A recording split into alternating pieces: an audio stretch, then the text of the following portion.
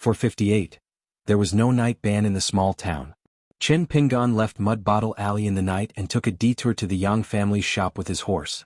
After knocking on the door, a sleepy teenager opened the door. He should be the old Yang's new disciple mentioned in Wei Pai's letter. Chen Pingan said apologetically, "Is your master asleep?" The teenager yawned and asked in return, "What do you think?" Chen Pingan was speechless. He was used to the deceit and haggling over words at Bookslip Lake. He was not used to it for a while.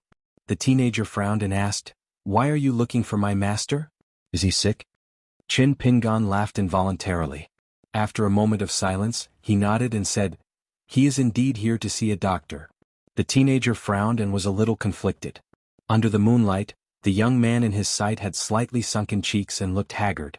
He looked like a short-lived ghost. His accent was from his hometown, but he had never seen him before. It was just that his master did not like to show his face. It was estimated that he would not take the initiative to do business tonight. What's more, after such a huge commotion, the Yang family shop's reputation and business weren't too good. They had made enemies with a bunch of neighbors and now they all liked to go to the medicine shop at Mooncake Alley to get medicine for treatment. He and his senior sister were bored out of their minds every day. His master was also a weirdo who had a grudge against money, and never cared that the Yang family's shop was deserted. His family members were all grumbling and last year they wanted him to change jobs and just work at the kiln and manufacturing department. His uncle had already opened up a channel for him, but he himself wasn't too willing. He felt that it was boring to have to deal with those officials and bow down every time he saw them. Since old Yang did not intend to show up, Chen Pingan thought about coming to the shop next time. Just as he was about to leave, a slender young woman walked out. Her skin was slightly tanned and she was relatively thin, but she should be a beauty. Chen Pingan knew this woman. She was one of old Yang's disciples and the senior sister of the teenager from Peach Leaf Alley. She used to be a kiln worker in Dragon Riding Alley. There were many rules when it came to kills. For example, once the kiln fire was lit, women could not go near the dragon kilns that were shaped like crouching dragons. Chen Pingan was not sure how she became a kiln worker, but he guessed that she did some rough and tiring work. After all, the rules of her ancestors were there and almost everyone followed them. Compared to the rules of the ancestral hall that restrained cultivators outside, it seemed to be more effective. The woman's voice was hoarse and rough. She said slowly, "Master said that he can't help. From now on we can talk about old times but we can't do business." Chen Pingan nodded and said with a smile, "Tell your master that I'll come to visit again." The woman hesitated for a moment and glanced at the long sword on Chen Pingan's back. "Are you a pure warrior?" Chen Pingan asked. "You too?" The woman did not say anything. Chen Pingan asked, "Where does Jing Dafeng live now?" The woman continued to speak. "He likes to wander around the county town. He doesn't come to the shop often." Chen Pingan looked at her and the sleepy-eyed teenager from Peach Leaf Alley and left with a smile on his face. The two of them, who were born and raised in the Yang family, probably didn't know who their master was, how many saints of the three sects had served in the Yang family's shop, and what it meant for them to acknowledge old Yang as their master and disciple. He wondered if there was someone who thought of him like this in the past.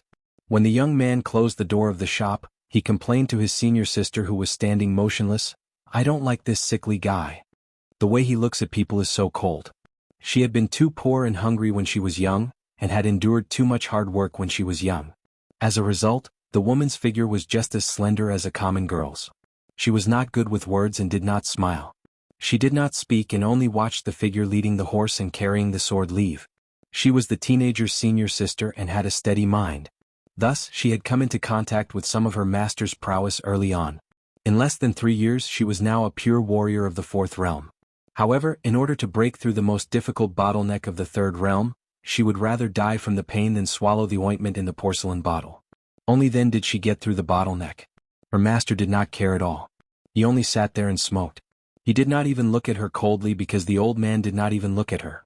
He only cared about his own daydream. After she struggled to sit up, covered in blood, she covered her face with her hands and cried tears of joy. One who survives a great disaster is bound to have good fortune later on. The old saying did not lie. The old man glanced at his disciple who had survived the disaster. He knocked on his pipe and finally spoke. "Your temperament and tenacity is only half of someone's. Is it worth being happy about? That person is only a few years older than you. He was also an apprentice of the dragon kiln. He was even worse than you. He had no one to rely on and relied on himself for everything. Breaking through 3 realms in 3 years, is that so amazing?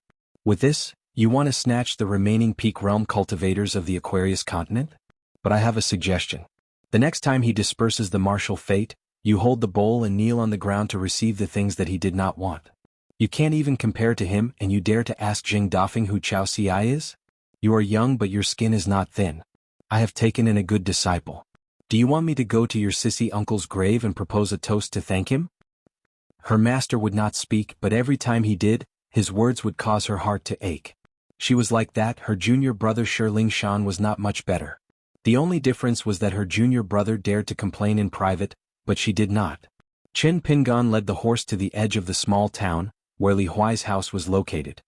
He paused for a moment, then walked out of the end of the alley and mounted his horse. He first went to the nearest small hill, Zhenju Mountain, which he had bought with only 1 gold fine copper coin. He rode his horse to the top of the hill, overlooking the small town.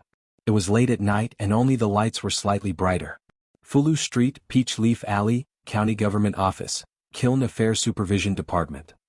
If one turned their head and looked towards the northwest, they would see the lights of thousands of houses gathered in the new county, which was located in the north of the mountains. It was so bright that the night sky was faintly yellow. From this, one could see the liveliness over there. Mount Jinju was the smallest mountain in the west. It was so small that it couldn't be any smaller. The reason why Chen Pingan bought it back then was simple. It was cheap. Other than that, he didn't have any other complicated thoughts. At that time, he wanted to build a thatched cottage in Jinju Mountain. With that, it would be more convenient to go to the small town. It was only a few steps away. It would not take much effort to go from Zhenju Mountain to Mud Bottle Alley, even if it was on foot. Chen Pingan sat on the back of the horse. His line of sight constantly retracted from the silhouette of the small town in the night sky. He looked at the route that led out of the town and into the mountains. When he was young, he once carried a large basket on his back and went into the mountains to pick herbs. During the scorching heat of the summer, his shoulders were bound by the ropes until they burned with pain. At that time, he felt as if he was carrying his ancestral home in Mud Bottle Lane. That was the first time in his life that Chen Pingan wanted to give up. He used a very valid reason to persuade himself. You're still young and don't have enough strength. You can talk about picking herbs tomorrow. At worst, you can wake up early tomorrow and enter the mountains in the early morning. Chen Pingan exhaled softly, turned his horse around and went down Jinju Mountain. Now that he had entered the mountains, the road was flat and wide, connecting the mountains.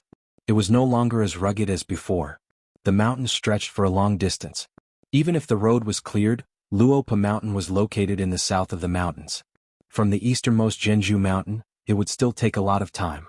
In addition, Chen Pingan walked slowly, as if he wanted to see the scenery of every mountain he passed.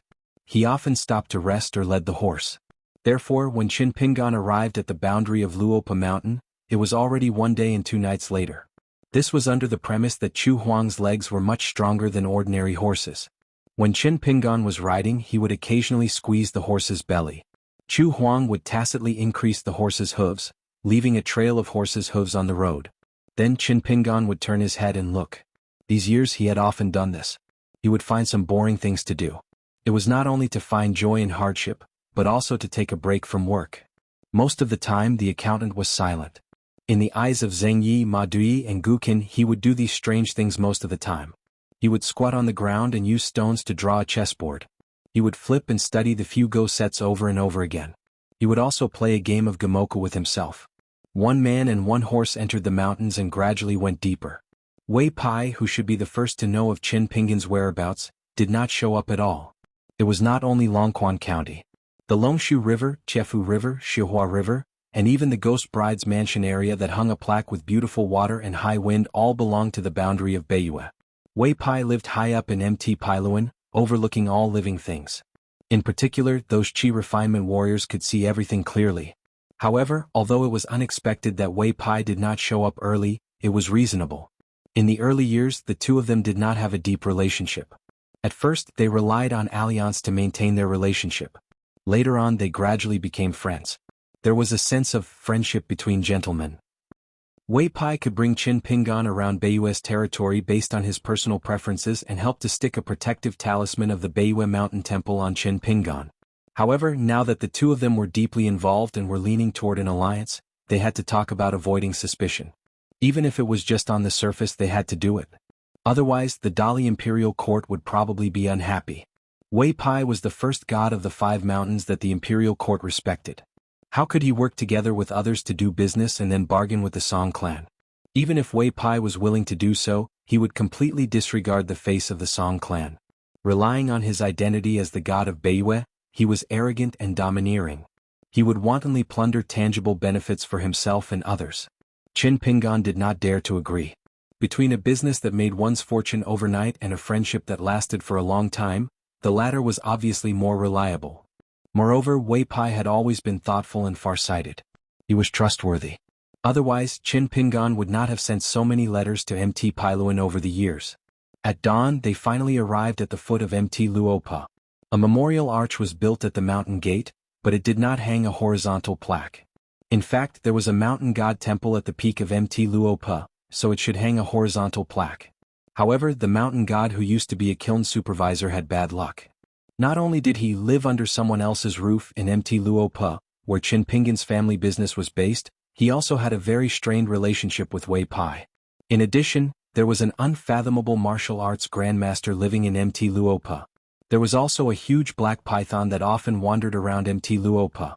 In the past, Li Shixing used that small snow all to write characters on the walls of the bamboo building to talisman, which caused the entire Mt. Luopa to sink a bit. The mountain god temple was the most affected. Over time, the mountain god temple of Mt. Luopa was the most dismal of the 3 mountain god temples in Longquan Commandery. This mountain god lord, who had a golden body after his death, could be said to be disliked everywhere. Wei Pai slowly walked down the mountain, followed by Shi Rou from a distance. Qin Pingan dismounted from his horse and asked with a smile, "Where are Pei Qian and the others?" Wei Pai gloated, "I deliberately did not tell them your whereabouts. The 3 little guys thought that your master and teacher were returning to Longquan Commandery from Red Candle Town. Now they must be waiting anxiously. As for Zhu Lian, he has been wandering around the Commandery city in recent days. He said that he accidentally found a good seedling who practiced martial arts.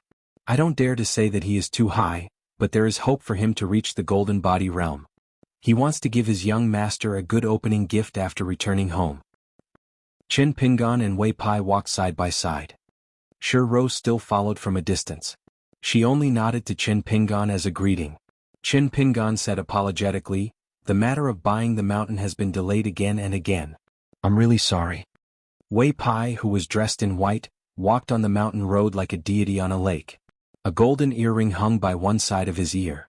He was really a deity among deities. He smiled and said, "In fact, at the end of the 11th year of Yongjia, this business almost fell through. The Dali Imperial Court considered that the Oxhorn Mountain was not suitable to be sold to cultivators because it should be included in the Dali military. With this reason, it clearly showed that they were going back on their word. At most, they would sell you 1 or 2 mountains near the border, the big and useless kind. It was a little compensation for their face, so I couldn't insist on it. However, at the end of the year, the Dali Ministry of Rites temporarily put this matter on hold. The first lunar month passed. When the masters of the Ministry of Rites in Dali finished their work and returned to Longquan Commandery after the festival, they suddenly changed their tone and said that they could wait a little longer.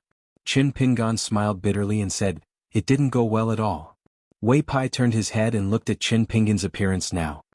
He laughed and said, "I can see that it's only a little better than the skinny that mortals must go through when they enter the path of godhood. It's too horrible to look at. If Pei Qian and the others see you, they probably won't recognize you." Qin Pingan scratched his head and sighed, "Even if the matter of buying the mountain is settled, I still have a lot of debt at the Book Lake." Wei Pai smiled and said, "After all, it's just the 2 words money that's troubling you. It's better than the initial ups and downs of your state of mind and all your mistakes. That's too much, isn't it?" Qin Pingan smiled and nodded, "That's true." Wei Pai suddenly said, "I don't have any money to lend you. It's just an empty shell of the northern mountain deity. However, if you can swindle the deity's money, you can take it. If you earn money, you're capable." Qin Pingan rubbed his hands gently and said with a smile, "How can I accept that?" Wei Pai was stunned. From his tone, it didn't sound like the Qin Pingan of the past. It sounded like if he was careless, this guy would take advantage of the situation. Was he really going to use the northern mountain deity's name to earn money? Wei Pai quickly patted Qin Pingan's shoulder and said with a smile, "It's okay if you're embarrassed. How can I make you feel embarrassed? We're friends, we should understand each other." Shi Rou followed them from afar. To be honest, when she saw Chin Pingan for the first time at the entrance of the Luopa mountain, she was really shocked. After not seeing him for a few years, he had changed a lot. Could it be that without Sui Yuyu, Lu Baixiang, Wei Xian, and Zhu Lian by his side, he had no choice but to explore the Book Slips Lake on his own? Then, the Book Slips Lake was beaten back by the wild cultivators and ended up in a miserable state? Was he satisfied to be able to leave that place of trouble alive in the Aquarius continent? Sure Ro would not underestimate Chin Pingan because of this. After all, the Book Lake was lawless. Through the conversations between Zhu Lian and Wei Pai, she more or less knew the inside story. She knew that Chin Pingan, even if he had Zhu Lian by his side, was destined to not be able to fight his way out of the Book Lake with his fists. After all, Lu Jimao, the true monarch of the River Severing, was enough to make all the outsiders suffer, not to mention that Lu Laoqing had returned to the Book Lake. He was the only wild cultivator of the upper 5 realms in the Aquarius continent. Chin Pingan said, "Tell Pei Qian and the others not to let them wait foolishly in Red Candle Town." Wei Pai smiled and nodded. He whistled and said, "Let's go back quickly. Chin Pingan is already at the Luopa mountain." Like a leaf of duckweed, it spun in the rapid current and disappeared in a flash.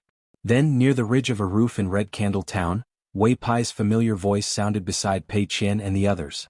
Pei Qian, who was holding his cheeks, opened his eyes wide. "Really?" The little boy in blue who was lying on the roof and basking in the sun rubbed his chin. "I think Wei Pai is just bluffing.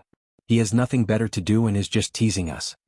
The girl in pink sitting beside Pei Qian said softly, "Mr. Wei wouldn't lie about this kind of thing, right?" Pei Qian suddenly stood up and clenched his fists. "My master really comes and goes like a ghost. He caught the 3 of us off guard without saying anything. Don't you think he's amazing?" The girl in pink covered her mouth and laughed. The little boy in blue said grumpily, "Amazing my ass. We've waited here for so many days in vain. Look at me, if I don't see him, I'll ask him for a red packet. I'll be angry with Chen Pingan if there's one less." Pei Qian turned his head to look at the green-clothed little boy, one small hand pressing on the hilt of the sword and saber at his waist at the same time, and said earnestly, "Friends are friends, but master is the most important. If you continue to be so unruly and think of taking advantage of my master all day long, I will take your dog head."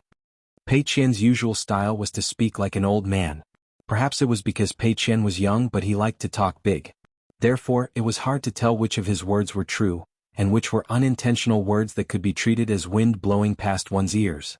The little boy in blue rolled his eyes. "With your mediocre skills?" Pei Qian shook his head.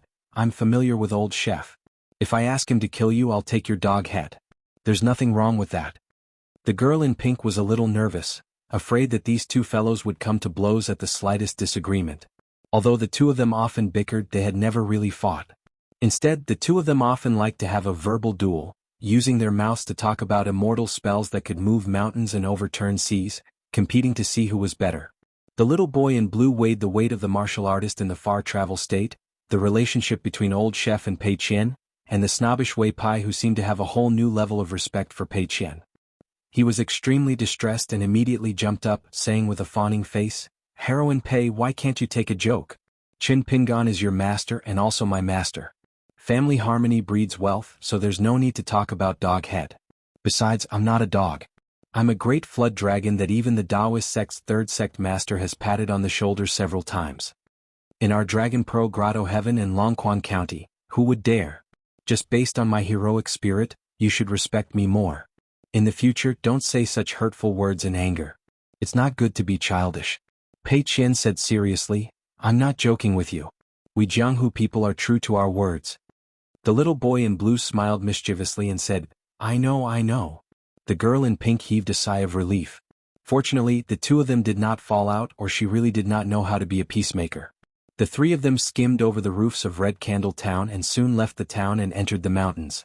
A black snake that was entrenched in an uninhabited place slithered out, crushing a deep mark on its abdomen. Its momentum was astonishing. Pei Qian was the first to jump onto the head of the Luopa mountain black snake. He sat cross-legged and stacked his bamboo blade and bamboo sword on his knees. The girl in pink sat in the center of the black snake's back. The little boy in blue stood on the tail of the black snake, swaying back and forth. But when he looked at the slender back of the charcoal girl, his heart was a little hazy. Just a moment ago, he felt the natural oppressive feeling of the charcoal girl. He was not used to this uncomfortable feeling. The first time he noticed the strangeness of Pei Qian's body was in the mountains, when they chased after the dog that had become a spirit. Pei Qian was covered in grass and wood debris, and there were a few small blood grooves on her face that were hooked by tree branches. Finally, with great difficulty, they blocked the path of the wild dog. She was completely unaware of the insignificant injuries on her body. In her eyes there was only the desperate wild dog. Her eyes were full of vigor. Her thumb pressed on the hilt of the knife and she slowly pushed it out of the sheath. She bent over and stared at the wild dog. Every inch the bamboo blade was out of the sheath, her eyes were burning. From that moment on, the little boy in blue no longer regarded Pei Qian as an ignorant little girl. He was even a little puzzled. Why did the gentleman Chen Pingan find such a little freak as his disciple? And she was the first disciple? The black snake, who came from Chituan Mountain, was very familiar with the path back home. Pei Qian, the little boy in blue, and the girl in pink all had their own thoughts. Pei Qian gently tapped the black snake's head with the bottom of the sheath and frowned. Don't be lazy. Hurry up. Otherwise, when I master the demonic sword technique one day, I'll use you to practice. The black snake had no choice but to speed up. On the other side of Luapa Mountain, Chen Pingan returned to the bamboo house with mixed feelings. Along the way, Wei Pai and Chen Pingan had finished talking about what they needed to talk about. They used the natural supernatural power of shrinking earth to return to Mount Biyun first. Shi Ro looked at Chen Pingan's back as he ascended to the second floor. After a moment of hesitation, she moved a bamboo chair and sat under the eaves. She was very curious about the relationship between Chen Pingan and the old man surnamed Chui. The old man didn't seem like a pure warrior. He was more like an old Confucian scholar who had retired to the mountains. Wei Pai and Zhu Lian seemed to have a tacit understanding. They didn't say much in front of her and pretended that the old man didn't exist. At first, the old man wanted to nurture Pei Qian. He just casually pinched Pei Qian's muscles and bones and Pei Qian rolled on the ground. His face was covered in tears and snot, and he looked at the old man pitifully. At that time, the old man had an awkward expression on his face as if he had stepped on dog poop. Pei Qian took advantage of the old man's daze and ran away on tiptoe. After that, he didn't go near the bamboo house for several days. He wandered aimlessly in the mountains. Chen Pingan kept sliding backward, but his back was still straight.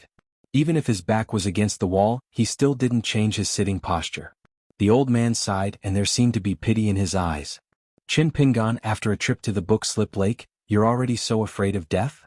Aren't you curious why you can't naturally break through the bottleneck of the 5 states?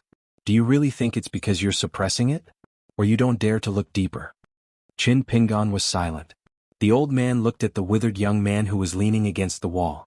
If you're afraid of death, you're afraid of death. You just don't dare to admit it. Of course, you have many reasons for being afraid of death and I won't laugh at you for it. However, this is what makes the world interesting. Whether it's martial arts or Taoism, it doesn't matter if your idea is reasonable or not. So your reason is right, but it's a pity that you can't convince yourself with a reason that's right for you. Now you want to practice the sword and this obsession is getting deeper and deeper. I guess that during these years at the Book Slip Lake, you often have thoughts that rise and fall inadvertently but you don't know it. One is that a martial artist doesn't seem strong enough, and the other is that a sword immortal is too cool. This is human nature. You've never seen me really fight but you've walked through the Great Wall of Sword Chi. I believe that you've seen more than one sword immortal with your own eyes. Chen Pingan wanted to say something but stopped as if he wanted to refute. The old man smiled and said, "Back then I used too many punches to feed you. My punches were measured and I made your martial arts path of the 3 states extremely smooth. So although you did suffer a lot of pain and torment, your path was very smooth. This is naturally my strength. It didn't hurt your body at all and it didn't hurt your mind at all. However, the sword immortal that you saw didn't care about the state of mind of a little martial artist like you. The sword will spread for thousands of miles, and its aura was like a bull that split the sea of clouds. It was like a casual slap and it made a big hole in your heart. You're also a half-baked scholar who likes to reflect on yourself, and you like to look back whenever you have something to do, to see if you've gone astray. But you didn't expect that every time you look back you would subconsciously look at those holes. It's like a deep abyss, like a deep well, and you fell into it and couldn't extricate yourself." Chen Pingan nodded and said, "When I was in Old Dragon City I realized this point. The sword cultivator's attack at Flood Dragon Gully had a great influence on me. In addition to Wei Jin's sword that broke the sky curtain, and Fan Juanmao's sword that flew to Osmanthus Island in the Sea of Clouds." At this point, Chen Pingan's expression turned solemn, "But after entering the Book Slip Lake I didn't realize it like you said. In fact, it's the opposite. I've already consciously tried to eliminate this influence bit by bit. The old man laughed and said, every time you throw a stone into the well, you have to be careful and try not to splash water at the bottom of the well. Can you fill it up? Chin Pingan suddenly understood. He wiped the sweat on his forehead and asked, may I ask what I should do, Senior? The old man said sarcastically, it seems that this trip to the Book Slip Lake has not only made you haggard, but also made your brain, which was just passable, rusty. Chin Pingan just stared at the old man. The old man was silent for a moment. Fortunately, some things haven't been thrown away completely. Otherwise it's really hopeless. The old man raised a fist, practice martial arts. The old man raised the other hand and put two fingers together, practice swordsmanship.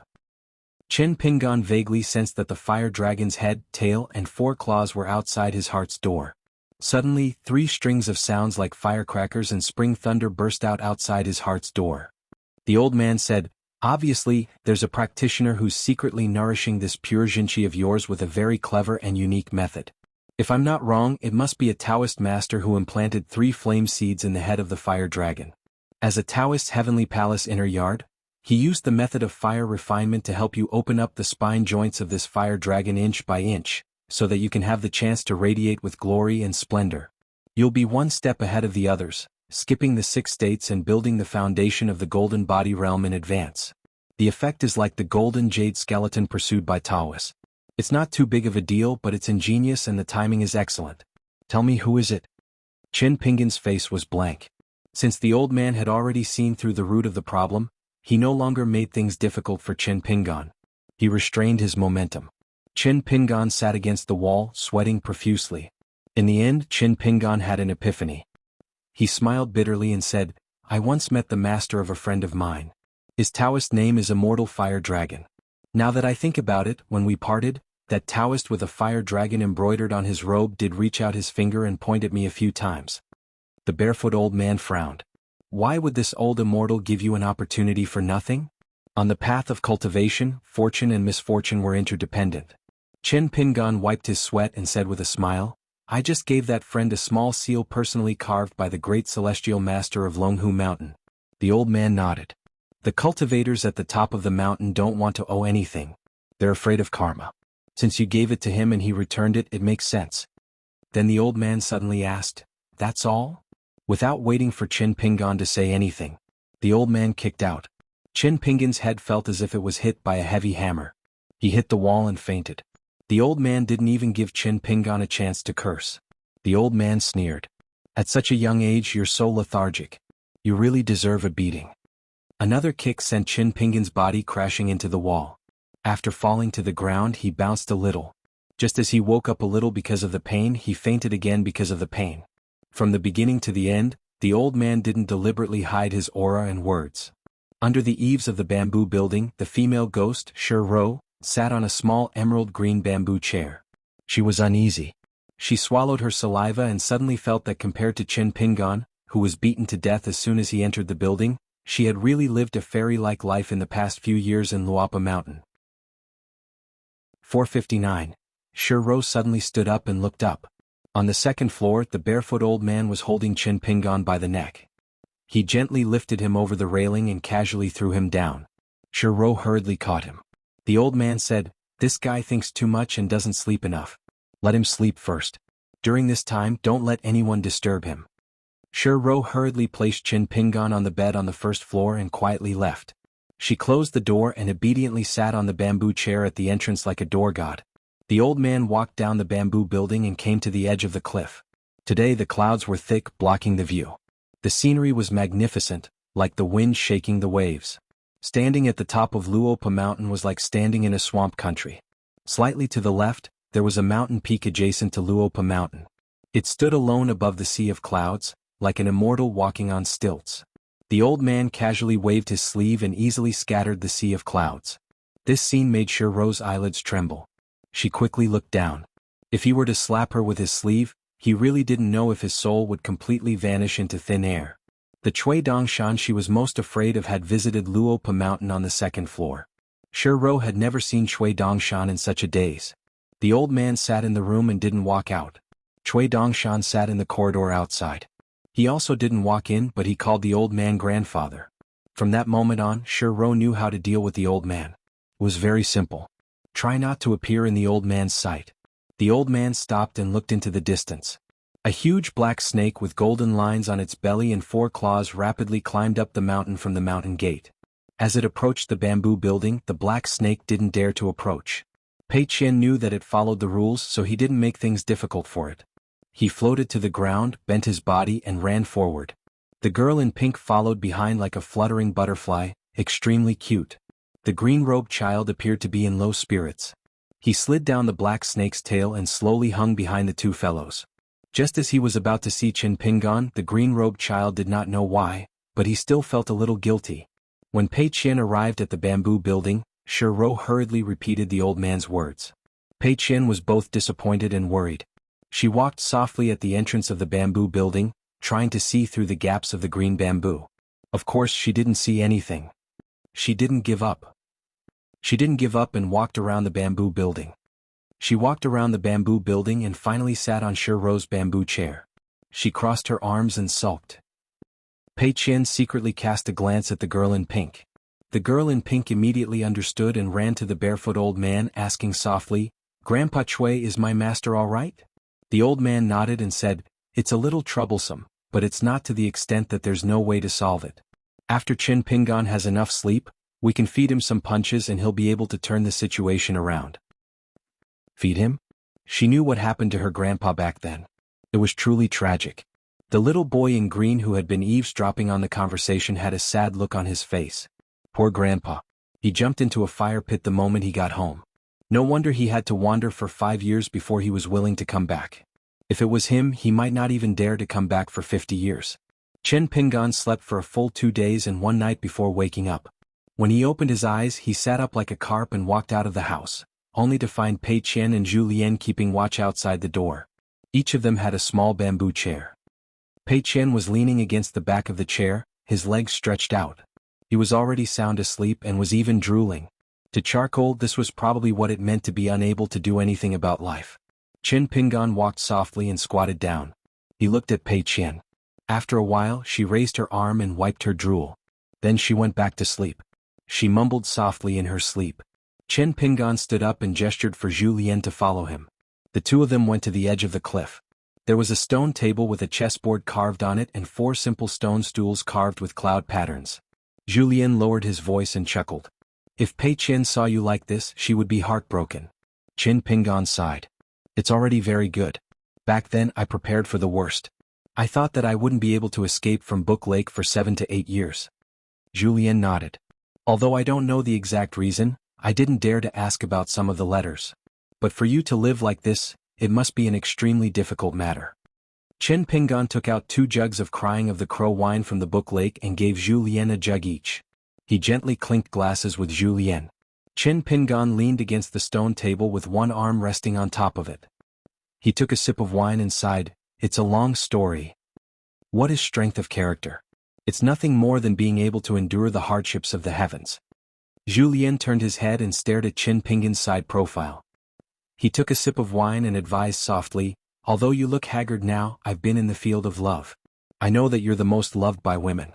In the future, when you go down the mountain to the small town or the county capital, you'd better wear a bamboo hat to cover yourself. Otherwise, be careful that you don't repeat the mistakes of Xiang Manor. All you did was give the women on the street a few more glances and you incurred a few romantic debts out of thin air." It had been a long time since he was flattering. Qin Pingan rubbed his cheeks and smiled. "Do you think I'm stupid or those women are blind?" Zhu Lian sighed. "You'll suffer if you don't listen to your elders. Just you wait. When you go out of the mountain you'll be—" Qin Pingan hurriedly waved his hand. Stop. Drink your wine."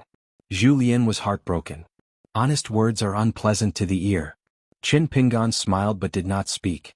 Borrowing the pure moonlight that spilled over the world, he squinted his eyes and looked into the distance. Although he was currently looking towards the south, Qin Pingan's new home was to the north of Luopa Mountain. Other than Oxhorn Mountain, where the cloth shop had originally set up camp, there were other immortal forces that had planned to jump off the sunken ship of Dali, including the Su family of Qingfeng City, who had chosen Cinnabar Mountain. There were also other immortal forces such as Xieyu's Back Sword Prayer Platform, Weixia Peak and Mount Gray, Other than Sword Prayer Platform, which was located in the westernmost part, where it was lonely and its peak was not large, the rest were located in the southern part of the western mountain range, not far from Luopa Mountain. Especially Mount Grey, which occupied a vast area. The previous immortal force had already spent a lot of money, and with the hard work of a large number of Lu family survivors, they had already built a continuous stretch of immortal mansion, like a paradise on earth. In the end, it was equivalent to half selling and half giving it away to the Dali imperial court. No one knew what they were thinking now, but they were probably regretting it.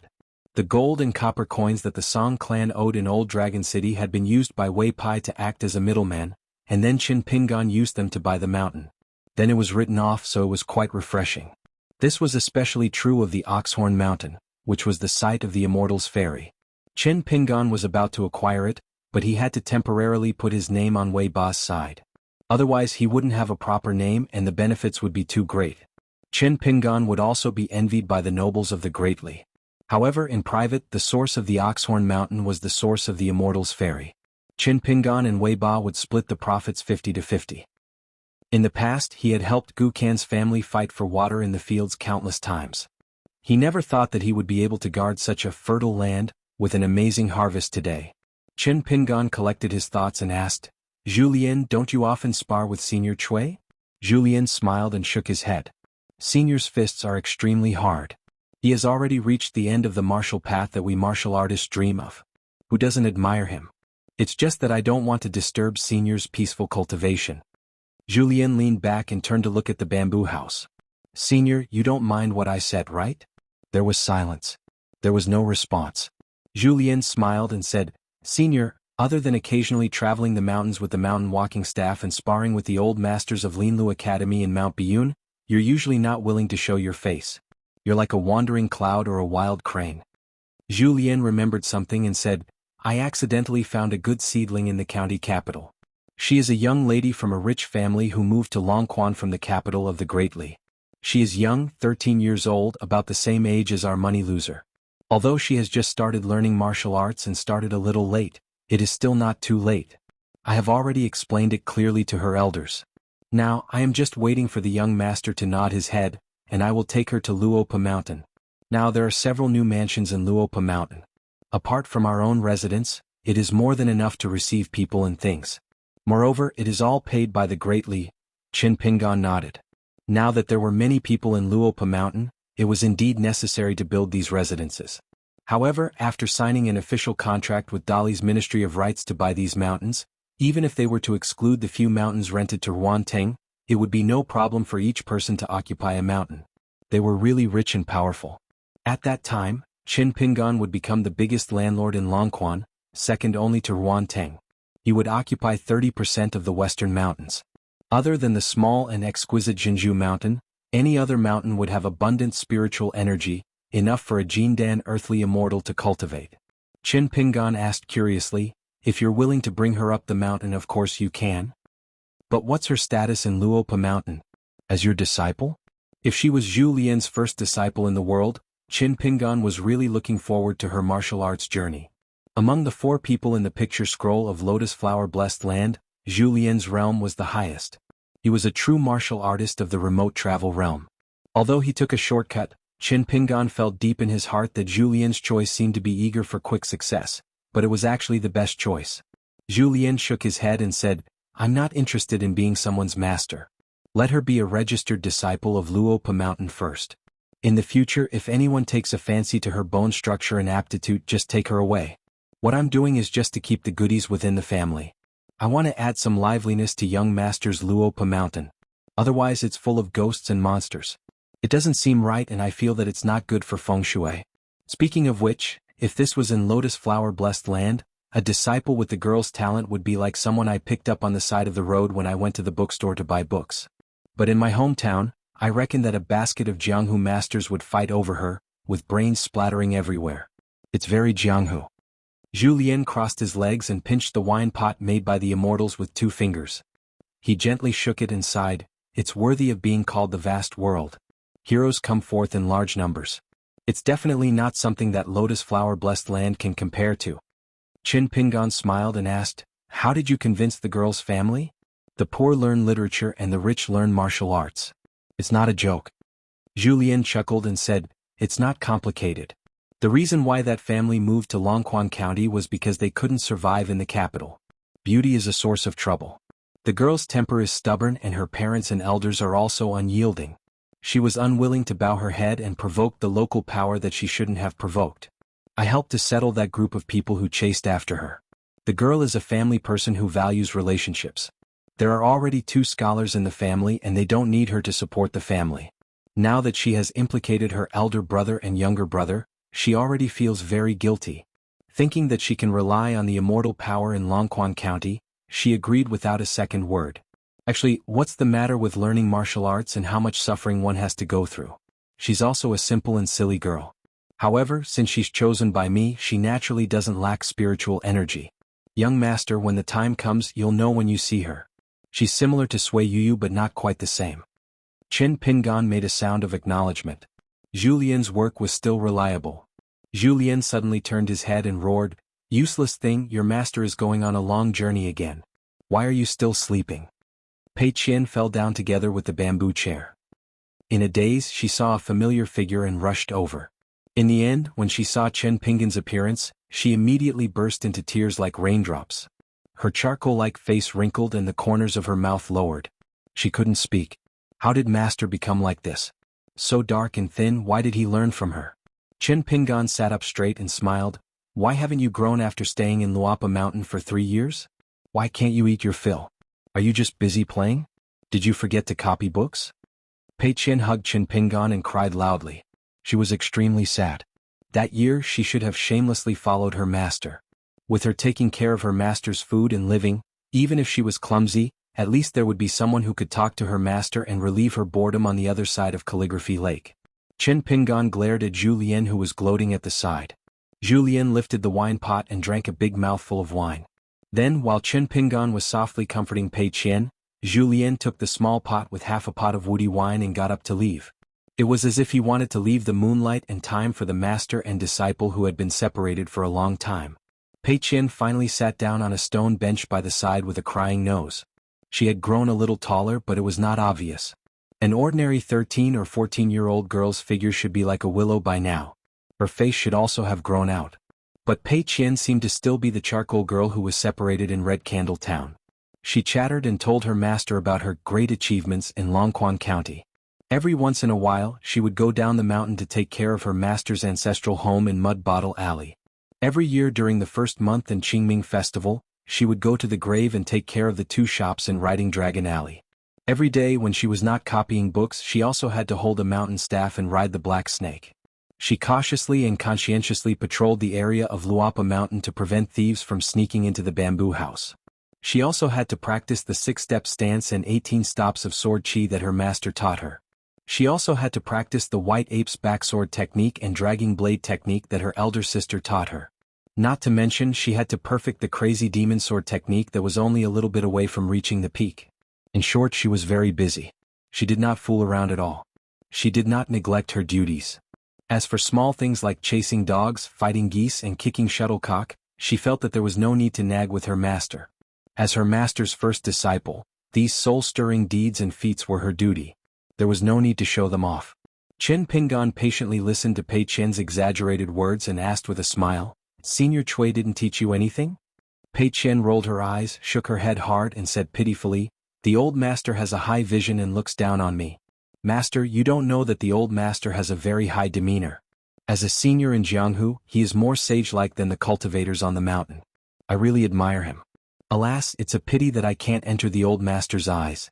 I can't let the old master teach me a thing or two about the crazy demon sword technique.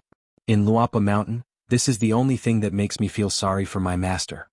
Probably afraid that Qin Pingan would not believe it, Pei Qian, who had already flattered both sides with words, clapped her fists and said angrily, "I'm the one who disgraced my master." Qin Pingan bent forward and flicked his finger on Pei Qian's forehead, causing Pei Qian to hold his head in pain and suck in a breath of cold air. Qin Pingan said with a smile, "If you can't bear the pain, just tell me the truth. What high vision? Who are you trying to fool?" Pei Qian rubbed her slightly red forehead, widened her eyes and said with a stunned face, "Master, did you learn the mind-reading technique of the immortals when you went out this time? Master, what's wrong with you? Why can you learn powerful skills no matter where you go? You still want me, the first disciple, to catch up with you? Can I only eat the dust behind you for the rest of my life? Qin Pingan twisted the ear of this flatterer. Oh, continue to make up stories. I'll see how long you can make up stories. Pei Qian grinned, but when she saw her master's face she was about to cry again. She didn't even have the mood to joke with her master and lowered her head. Qin Pingan sighed, patted her little head and said with a smile, "Let me tell you a piece of good news. Soon, Mount Huiming, Mount Cinnabar, and the back of the fish will all be your masters. Also, I will take half of the immortal fairy on Mount Oxhorn. In the future you can righteously collect tolls from all kinds of people who come and go." Pei Qian was not in a good mood and said, "Oh." Qin Pingan covered his sleeves with his hands and continued to look at the night scene south of Mount Luapa.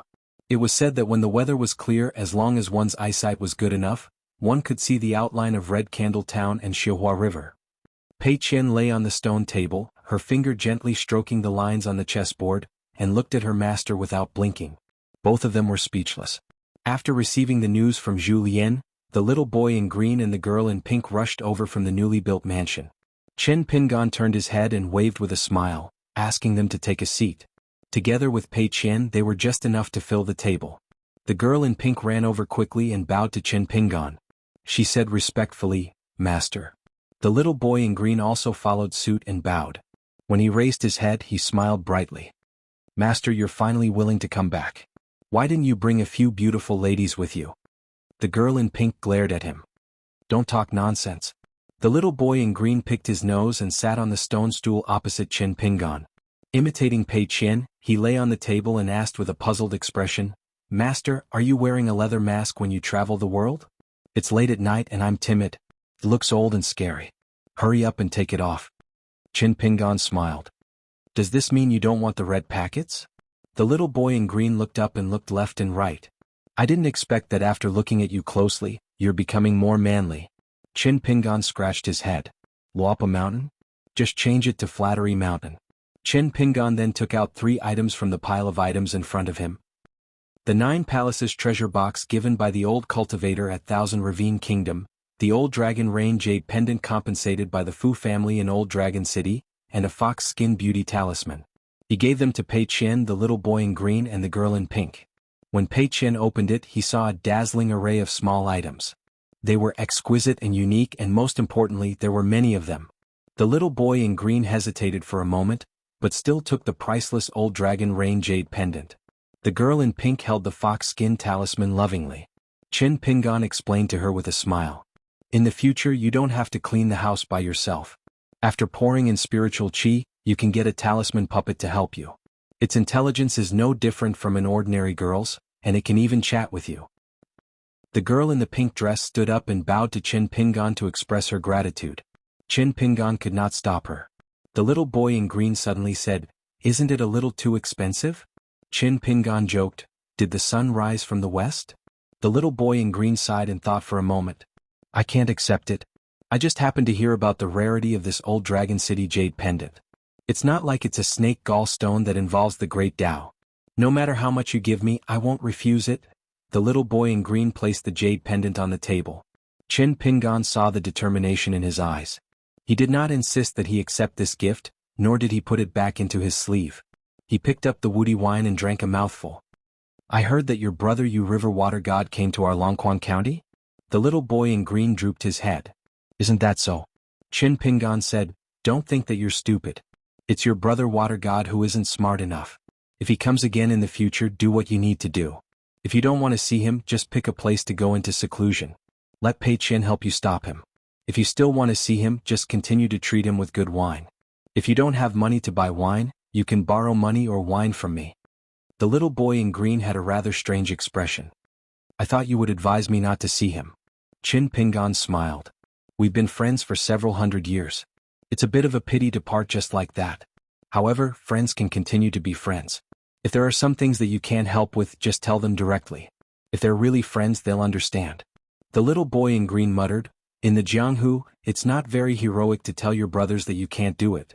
The moment the little boy in green finished saying this, he felt even more guilty. Qin Pingan smiled.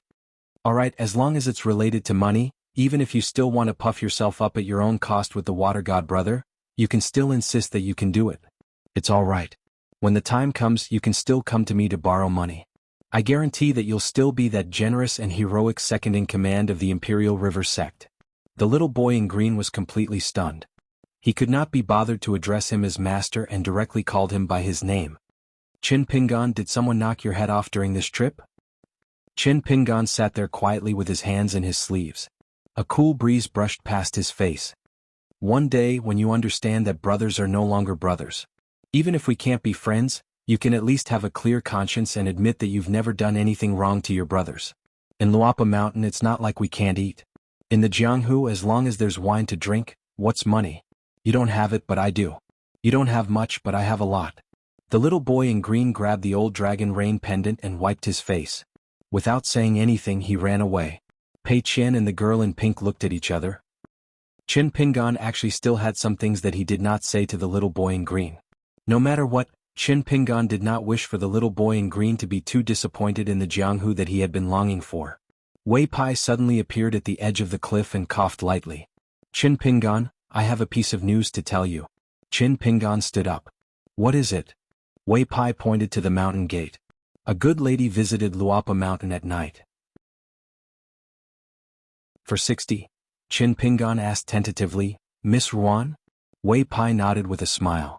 Qin Pingan asked, "Do I need you to remind me of this?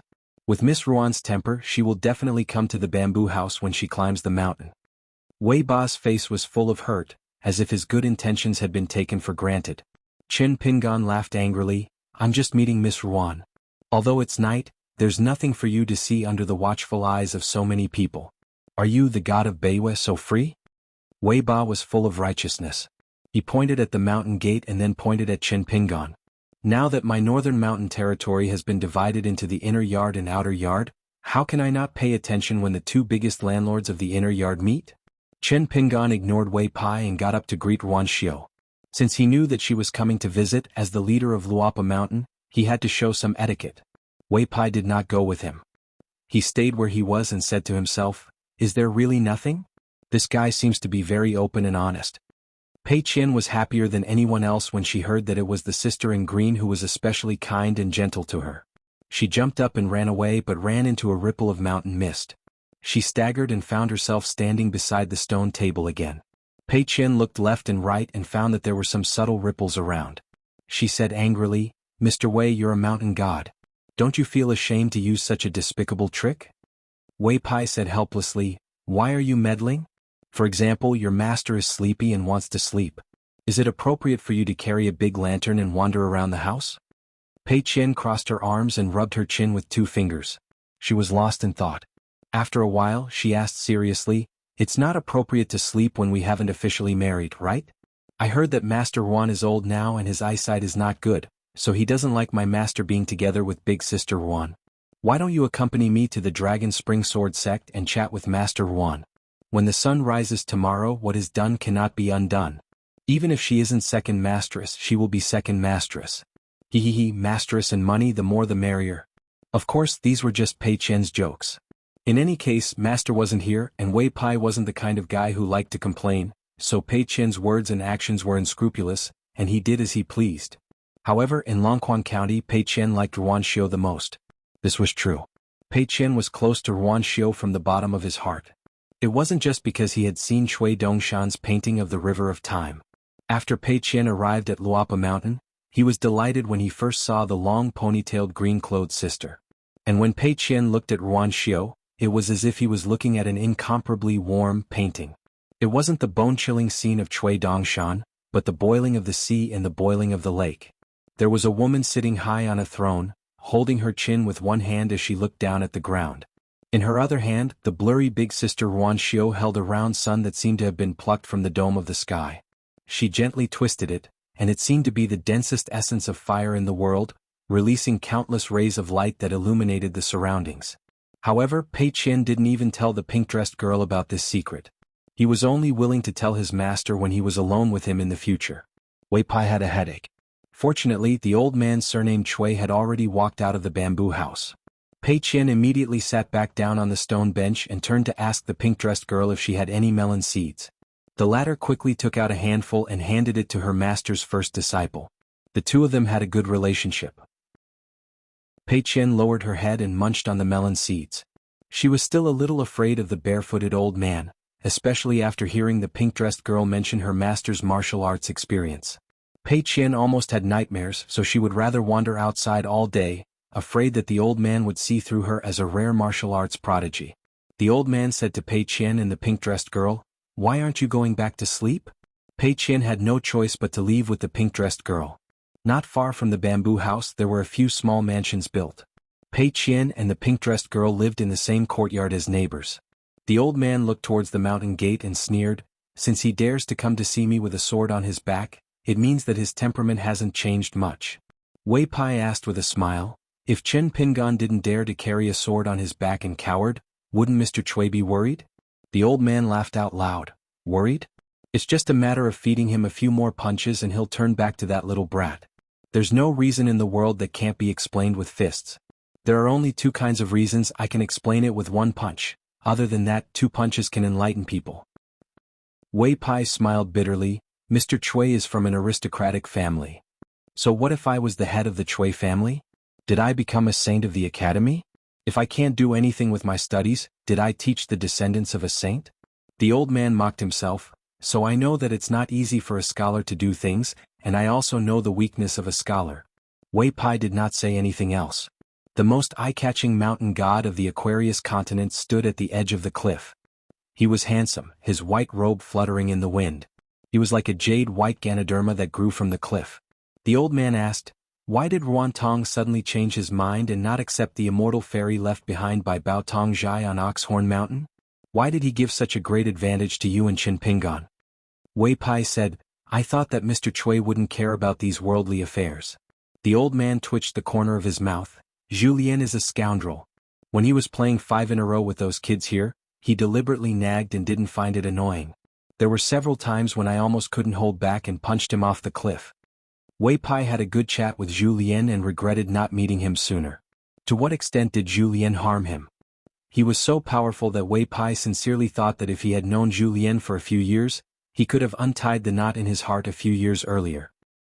He would not have brushed past her on the path of Chiduan Mountain for the last time and did not even dare to look at her. Instead, he should have left the Chiduan Mountain as soon as possible to find her. Even if it was destined that the two of them would not be able to be together forever, since he was the god of mountains and rivers and lived as long as the immortals, he should be closer to her in every lifetime. He should be able to see her joys and sorrows instead of hiding in the Chiduan Mountain and sighing year after year. As for why Julien was unwilling to learn from Mr. Cui, Wei Pai had never asked. At that moment, Wei Pai explained, "Regarding the purchase of mountains, I had 2 open and honest conversations with Sage Ruan in private. On the one hand, Sage Ruan rented Qin Pingan's mountains for hundreds of years. At that time, it was naturally mutually beneficial. Qin Pingan only kept Luapa Mountain and Jinju Mountain so that they would not be in the limelight and would not be jealous of many cultivators from Dali's capital and other places.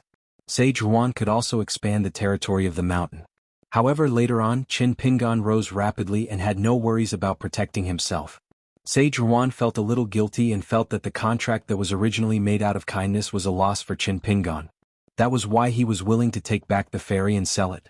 In this way, with my mediation, the Dali Imperial Court, Oxhorn Mountain Bundle House, and Qin Pingan would have a way out for all 3 parties."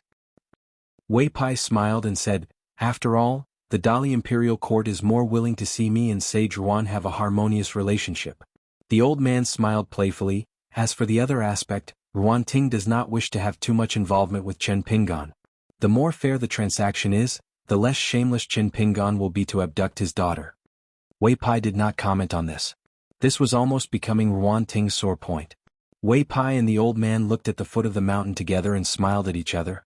It was rare to see a sage who was in charge of a region fall to such a state.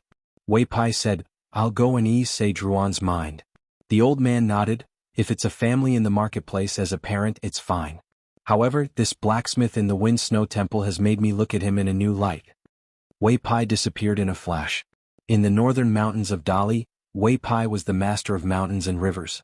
He was even more legitimate than Sage Ruan Ting. Even if the other 4 mountains of Dali were confirmed in the future, Wei Pai would still be the one with the most vast territory among the 5 mountain gods of the entire Aquarius continent. Due to the geographical situation of the Aquarius continent, it was long in the north and narrow in the east and west. This meant that the east and west peaks would have an inherent disadvantage compared to the north and south peaks. Dali's roots were still in the north. Now the capital was the place where the Song clan prospered. Their ancestral properties were all in the north. This made the north peaks slightly higher than the south peaks. Therefore, even if the overall situation of the continent was settled, the Song clan would most likely not move to the south of the central Tsai Kingdom and Shishui Kingdom in one go because there was a Lakeview Academy there. The Song clan would not break off their own will and split the north and south. Therefore, when the hooves of the Dali cavalry stepped on the coast of the South Sea of Old Dragon City, the only mountain god who could wrestle with Wei Pai was Zhongyue. Halfway up Luopa Mountain, Qin Pingan and Ruanxiu met. Ruanxiu looked at the young man who stopped and waved. She blinked her eyes and walked forward quickly. Then the two of them climbed up the mountain side by side. There was no unfamiliarity between friends after not seeing each other for a long time. Qin Pingan smiled and said, "I actually saw your attack at Book Slip Lake and Furong Mountain from afar when I was at Verdant Canyon Island. It was very imposing." In the water there were intersecting algae, pine trees and cypresses. This scene was like a dream. Qin Pingan said calmly, "It seems that no matter what I say it will be wrong. But if I don't say it, it will be even more wrong. It will be best if I think too much. When a man is liked by a woman, no one will be unhappy. This is human nature. Even if many men have a girl they like, they will deliberately get involved with other good girls. It is not good for me to say that these men are wrong. I believe that many men find joy in this and even think that it is a great thing. But this is not human nature for me, Qin Pingan. If I really do that, I will be letting Ning Yao and Miss Ruan down. But if I misunderstood Miss Ruan and thought too much, that would be for the best. But even if Miss Ruan is angry with me and we can't even be friends in the future, I still have to make things clear today. Miss Ruan, you have helped me a lot over the years and I remember it in my heart. To be honest, even if it is in front of Ning Yao, I will still tell her that Miss Ruan's kindness is something I am grateful for. One cannot forget one's roots. In another 10 or 100 years, as long as it is something that should not be forgotten, it should not be forgotten and it should be returned if it is possible. Of course I like Miss Ruan, but it is not love between a man and a woman. If it is the other way around, some of my words and actions in the past have caused Miss Ruan to misunderstand. The fault is not with you but with me, Qin Pingan. If this is the case, what should I do? These words were like the stones in the stream without any sharpness. But after all, it was a hard stone, not the intersecting algae floating in the air or the swimming fish in the water. Ruanxiu looked at the young man who was sad and guilty. She was also sad. How could he be sad when he finally returned to his hometown? Moreover, it was because of her. As for liking and love, Ruanxiu was actually not as conflicted as he imagined. As for right and wrong, she did not even think about it. If I like you, even God can't stop me. If I don't like you, even if you are God, it is useless. What a simple matter. This very lazy girl even felt that if she really liked someone or not, it had little to do with that person. But Ruanxiu did not tell Qin Pingan these thoughts in her heart. The great Tao was not fought over in a day or night. Ruanxiu sat there quietly and asked, "If you had met me first and not Miss Ning, what would have happened?" Qin Pingan shook his head without any hesitation. "Miss Ruan can ask this, but I can't think about it, so there will be no answer." Ruanxiu propped up her cheeks with both hands and looked into the distance. She muttered, "In this matter, you are the same as my father. My father was very stubborn. He always refused to look for my mother's reincarnation. He said that even if he found her, she was no longer my real mother. Moreover, not everyone can recover the memories of their previous life, so it was better not to meet her. Otherwise, he would be letting her down, who always lived in his heart, and delay the women around him." When it came to Master Ruan, Qin Pingan did not speak. Ruanxiu turned her head and smiled. "Didn't you bring a gift back to your hometown this time?" Qin Pingan awkwardly said, "How could I dare to bring a gift? If I didn't make things clear, wouldn't there be more misunderstandings?" Qin Pingan immediately smiled in relief. "But in the future, I can bring a gift for Miss Ruan." Ruanxiu tilted her head and smiled with a pair of watery eyes. She asked, "How did you make things clear?" Qin Pingan's face was sluggish. He hurriedly reorganized his thoughts from beginning to end. Logically speaking, if Miss Ruan didn't like him or if she really did like him a little, he could be considered to have made things clear.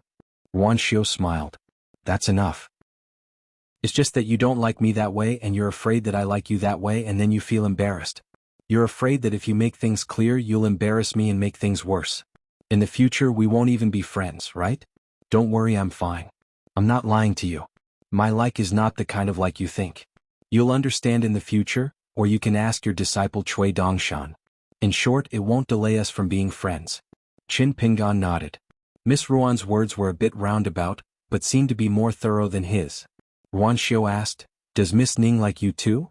Qin Pingan smiled and said, "I like it." Ruan Xiu grunted. "Qin Pingan, why do you think so much? Why don't you think more for yourself?" Qin Pingan didn't know how to answer. Ruan Xiu patted her knee and stood up. "Alright, that's it. I suddenly feel a bit hungry. Let's go home for supper." Qin Pingan also stood up and asked, "Why don't we go to my bamboo house? I have everything to make supper. There are a lot of ingredients in there, such as dried fish, dried bamboo shoots, ham, bacon, and many wild vegetables. They're all ready-made. If we stew them in a pot it should taste good. It won't take much effort." Ruan Xiu smiled. "My father is still waiting at the foot of the mountain. I'm afraid that he won't be able to resist stewing you for supper." Qin Pingan wiped the sweat from his forehead. Ruan Xiu walked down the steps, turned around and smiled. "You don't have to send me off." Qin Pingan said, "I'm going down the mountain too. Just send me to the fork in the road." The two slowly went down the mountain together. Ruan Xiu looked at ease, like a deity wandering in the forest at night. Then the two went their separate ways. Ruan Xiu continued to walk down the mountain. Qin Pingan walked on the road to the bamboo house. Qin Pingan suddenly thought of a beautiful sentence engraved on a bamboo slip. "The stars and moon are bright, the river is in the sky, there is no sound of people, the sound is in the trees." Outside Luapa Mountain, Wei Pai stood beside Ruan Chang. The man sat on a huge rock. Wei Pai smiled. "Mr. Ruan, are you sure you don't want to go to Luapa Mountain? If I'm there and it's not suitable I can leave. I guarantee that I won't see or hear anything from the mountain." Ruan Chang drank wine and shook his head. "I'm not that despicable. If I don't trust Qin Pingan, don't tell me I don't trust my own daughter?" Wei Pai was speechless. "If you, Ruan Chang, really trusted him, why did you come here secretly?" Ruan Chang drank wine. Wei Bo stood to the side and accompanied him. Ruan Chang asked, "Wei Pai, who do you think will be the emperor of Dali in the future?" Wei Pai was not afraid that someone would listen in. In the northern mountains, who would dare to do so? That would be courting death. As for the elder of the Yang medicine shop, he would not care about such things. Wei Pai thought for a moment and said, "For the time being, both Song Jisin and Song Jisin are possible. Of course Song He is more likely. He has a deep foundation in the court and can convince the masses. As for Song Jisin, only the Ministry of Rights is desperate enough to secretly bet on him. But no matter what, this is not important. In the end it only depends on the decision of the two. That Empress's words are useless. I think that Song Jianqiang and Cui Dong will make unexpected choices in the end." Ruan Chang said, "Emperor Dali's departure is a bit coincidental." Wei Pai smiled but did not say anything. Ruan Chang was Dali's top consecrator and the #1 swordsmith of the Aquarius continent that everyone wanted to curry favor with. His friends were all over the continent and his family was the Wind Snow Temple. The relationship between the two had never been broken. No one thought that Ruan Chang's relationship with the Wind Snow Temple had been broken. Otherwise, the sword immortal of the Wind Snow Temple would not have been on the stone cliff of the dragon beheading platform. Instead, Ruan Chang would have simply abandoned the Wind Snow Temple and split it with the Martial Mountain. Yi Weiba was the god of mountains and rivers of the great Li Song clan. Therefore it would be better for him to speak less of such rebellious words. It was fine to talk about the two princes. It was also fine to talk about the vassal kings and the imperial tutor. However, Wei Pai's position as the god of the northern mountains was personally sealed by the former emperor of Dali. Wei Pai wanted to remember this favor. Therefore, regarding the matter of Song Yongchun's life and death, whether it was mentioned by Ruan Chang or the old flood dragon of Huangting country, Wei Pai had always been silent. In the distance, the figure of a woman in green appeared. She did not seem to be walking fast, but her figure floated over like smoke. When Ruan Xiu saw Ruan Chang and Wei Pai, she first nodded to Wei Pai and then looked at her father. "Father, what a coincidence. Are you also out for a walk?" Ruan Chang nodded and casually threw away the empty wine pot. Wei Pai tactfully took his leave. Ruan Chang's lips moved slightly. In the end, he just took out a pot of wine from the nearby objects, opened the mud seal and began to drink. Ruan Xiu smiled. Just now on Luapa Mountain I met Chin Pingan. Yuan Chang's face was stiff. What a coincidence. As expected of father and daughter. Yuan Xiu picked, and then told her father about the conversation between the two. The general meaning was the same, but Yuan Xiu changed some of the wording slightly. Yuan Chang took a big gulp of wine and wiped his mouth. He said in a low voice, Chin Pingan is blind?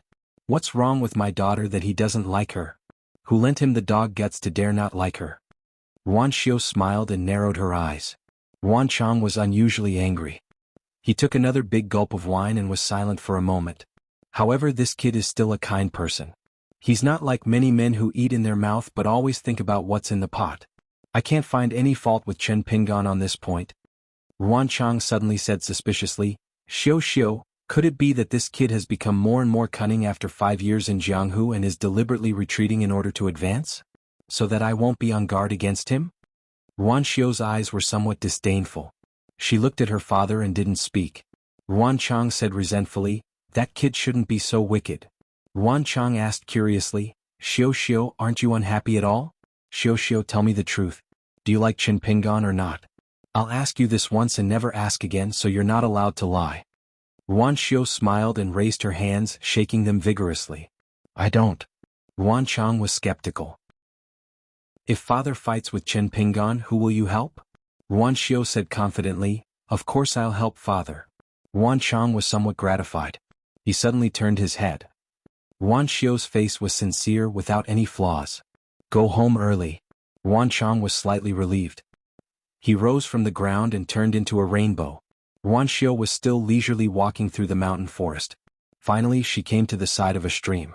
She squatted there and scooped up some water. There was a bright moon in the water, fragmentary and round. At Luopa Mountain's bamboo tower, Chin Pingan was about to sit alone at the stone table when old man Shui reached out and grabbed him, pulling him into a room on the second floor. Then the old man kicked him in the stomach and sent him crashing into the wall. Chin Pingan supported himself with one hand and flipped over. Just as he was about to land and stabilize himself, the old man's fist energy landed on his forehead. The bamboo tower shook and rumbled. It was obvious how powerful the punch was. Chin Pingan, who was beaten up for no reason, wiped the blood from the corner of his mouth with the back of his hand and cursed. Then he said angrily, fight a level 5 against a level 5 if you dare. The old man sneered and said, sure, we'll exchange it with the level 5 True God's drumming style? Chin Pingan charged forward with the 6-step stance. The old man did not move at all. He even put one hand behind his back and casually extended the other palm forward, indicating to Chin Pingan to punch first. Chin Pingan's 6th step landed heavily on the ground. His momentum was like a rainbow. Then, without warning, he turned and rushed out of the bamboo door on the second floor that was still open. With a soft shout, the sword immortal flew out of its scabbard. Stepping on the sword, it soared into the sky and disappeared into the distance.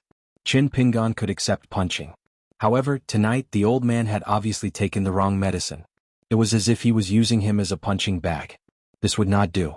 The barefoot old man did not immediately punch him down. He clicked his tongue and said, you're quite a slippery person.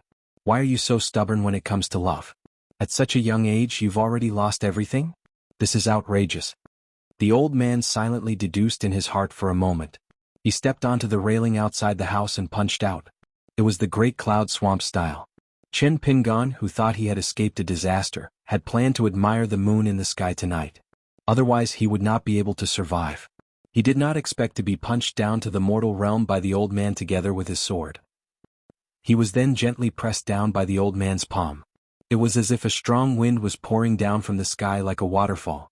Chin Pingan, who wanted to continue riding on the sword, was slapped into the forest. Chin Pingan fell into a stream, creating a huge splash. The stream was not deep.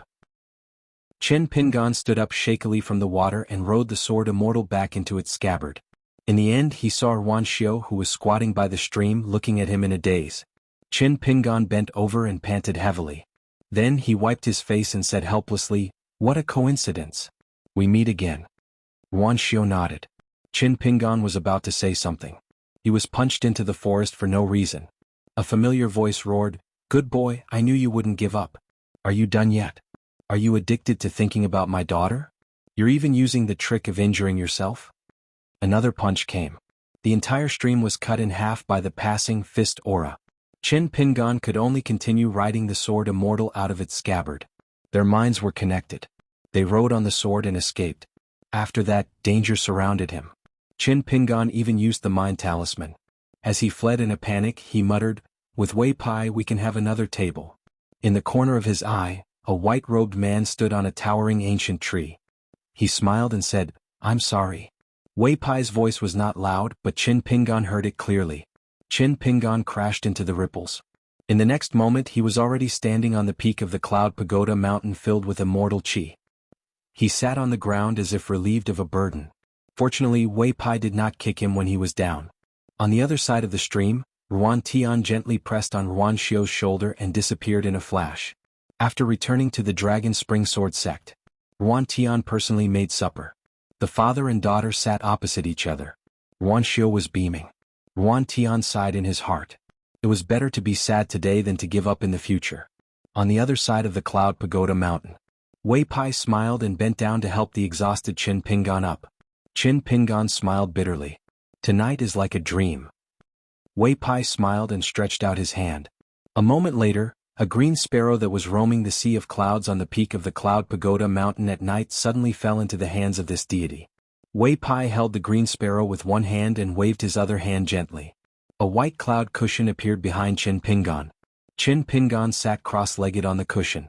Wei Pai raised his hand slightly and the sparrow flew into the distance and returned to the sea of clouds. Wei Pai said softly, "Qin Pingan, according to the contents of the letters you sent to the Cloud Pagoda Mountain and Chui Dongshan's chat at the Cloud Pagoda Mountain last time, I found a clue from them. It's a strange thing that you might not have noticed yourself." Qin Pingan asked, "How is it strange?" Ever since he learned Go from Chui Dongshan, especially when he went to the Book Slip Lake, reviewing games was one of Qin Pingan's daily homework. Wei Ba raised his eyes and looked into the distance. The sea of clouds couldn't block the sight of a mountain god at all. The Dragon Whisker River and Chefu River were connected together, and even further away were the Embroidery River and Jade Liquid River in Red Candle Town.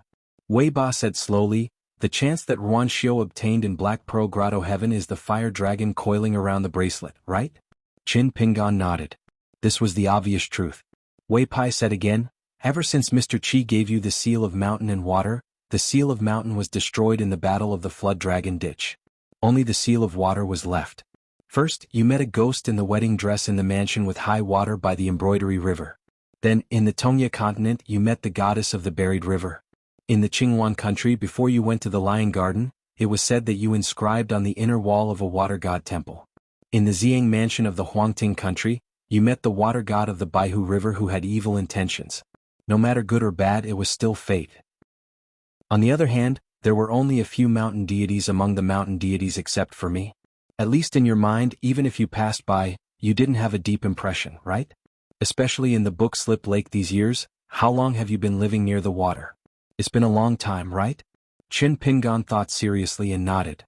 "Could it be that you've forgotten who that little loach chose in the beginning? It was you, Qin Pingan, not Gu Kan." Wei Pai smiled sadly. "Then have you ever thought that you are so close to water, and Ruan Xiu? Is there a more justified fight between the Great Tao than the fight between fire and water?" Qin Pingan was stunned. Wei Pai sighed. Qin Pingan suddenly laughed and pointed at the sword fairy behind him. "Don't worry, if there is a fight between fire and water, I will make way for Miss Ruan. The reason is simple. I am a swordsman. The great Tao of I, Qin Pingan, is to travel with a sword on the road of martial arts, to fight with the hardest fist, to pass the fastest sword, to drink with reasonable people, and to fight against injustice with fists and swords." The young man, who was almost skinny, had never been so energetic in the past few years.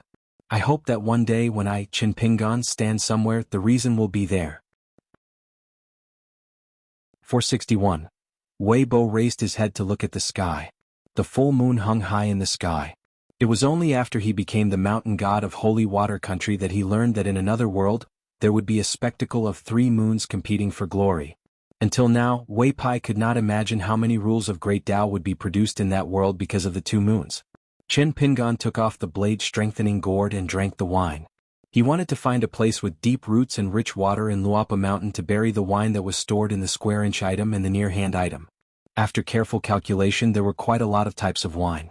There was osmanthus wine brewed by Lady Gue of Old Dragon City, well wine brewed by the Fairy of Betail Crossing, crow crying wine from Book Slip Lake, and waterflower wine from Bio Mansion gifted by the goddess of the buried river. There was still more than half a jar left, but it should be in Bio Water Palace now. The old dragon coveted wine given by Wu Yi of Xiang Mansion and the yellow vine wine produced in Qingxia Island's hometown, also known as table wine. Qin Pingan had drunk it before. It was mellow and easy to drink. Back then, when he thought of Pei Qian and the girl in pink who could drink a few cups during festivals, he bought a batch of old cellar wine during his travels. Anyway, it was wine from the market and was not expensive. Walking in the Jianghu, accompanied by books and swords, wine and horses, he would not be lonely. The trip to the North Continent, which had already been delayed for 3 years, could not be delayed any longer. By the end of the year he would first go to the Colorful Robes Nation and the Comb Nation to meet some old friends. Then he would take a cross-continent ferry to the famous continent where swordsmen were as common as clouds and fists were the most important. Wei Ba retracted his gaze and looked past the Luapa Mountain and the Chestun Mountain, all the way to the Red Candle Town in the south. As a mountain god he could see the map of the territory clearly. As long as he wanted, he could see the water deity temple in the Red Candle Town and even every pedestrian on the street. Now, with the prosperity of Longquan County, Red Candle Town, which was a water transportation hub, became more prosperous as the place where the 3 rivers of Xiuhua River, Yuye River, and Chongdan River converged. The moon could not be seen when young, called a white jade plate. Immortals droop their feet, and osmanthus trees twirl around. This was a fragment of a poem passed down from Gu Shu. Later on, it became a folk song in Red Candle Town. Regardless of age, all the boatmen loved to sing this song. Although he was now the North Peak god of Dali, the lowly status of all the boatmen in Red Candle Town's Pushui Bay could not be changed, except for the woman who was already cultivating an eternal spring palace. For generations, the descendants of the 5 families of Divine Water Country could not get rid of their lowly status. They were nailed to Pushui Bay by the iron law of not being allowed to go ashore. Wei Pai had taken care of the 5 families of Pushui Bay for so many years, but after his meteoric rise, he had never intended to plead with Dali. After Wei Pai became the mountain god of Dali, he had done a lot of big things. Changing the boatman's status in Pushui Bay, not to mention the final success or failure, was just a small matter of greeting the Ministry of Revenue of Dali and the capital musical house. The result depended on whether the Minister of Rights and the imperial tutor, Cui Dong, nodded or not. However, Wei Pai did not open his mouth. Even if I build 2 complete mountain guarding formations, they won't be able to operate. Maybe I'll have to sell everything I have and tear down the east wall to repair the west wall, so that the big formations won't be idle. When I think of this, I feel distressed. It really forces me to go to those broken blessed enclave to look for opportunities, or learn from those wild cultivators in the mountains and lakes to explore. After Qin Pingan finished speaking, he looked at Wei Pai. Wei Pai nodded and said, "There won't be any snooping." Qin Pingan then took out the yellowed parasol leaf. It looked ordinary, but if a cultivator looked carefully, he could find that a small parasol leaf was actually full of mysteries and phenomena. Qin Pingan handed it to Wei Pai and said softly, "The reason why I don't dare to open it is that there are still 2 pieces of glazed golden body that fell into the Tongyi sect after Du Mao failed to ascend. One is as small as a thumb, and the other is as big as a child's fist. Compared with the other glazed golden bodies that fell into the territories of Tongyi and Baoping continents, they are considered small. Once I open it, it is equivalent to revealing the secrets of heaven, and it may attract the covetous of the cultivators of the upper 5 realms." Wei Pai pinched the parasol leaf with 2 fingers, raised it high, squinted his eyes and sighed, "Fortunately you didn't open it. The glazed golden body of the Ascendant Realm cultivator is too valuable. Not to mention others, even I covet it. The aura is rich. Look, even the veins of this parasol leaf have been soaked for a few years, and it has exuded a golden jade color from the inside to the outside. If it is opened, how can it be? You have to know that many Yinyang cultivators rely on deducing the secrets of heaven and selling them to great cultivators to earn money. So, you resisted the temptation and didn't look at it, avoiding countless unexpected troubles." Wei Pai admired the parasol leaf for a moment, then handed it back to Qin Pingan and explained, "This parasol leaf is very likely to be a fallen leaf on the root of the Tongyi continent. It is said that a tall tree attracts the wind, but that ancient parasol tree that no one knows where it is almost never leaves. It is evergreen for thousands of years and gathered the luck of a continent. So, every fallen leaf and every broken branch is extremely precious. Every time a branch and leaf falls, it is a great opportunity for the cultivator of a continent who catches it. Somehow they can get the protection of the Tongyi continent.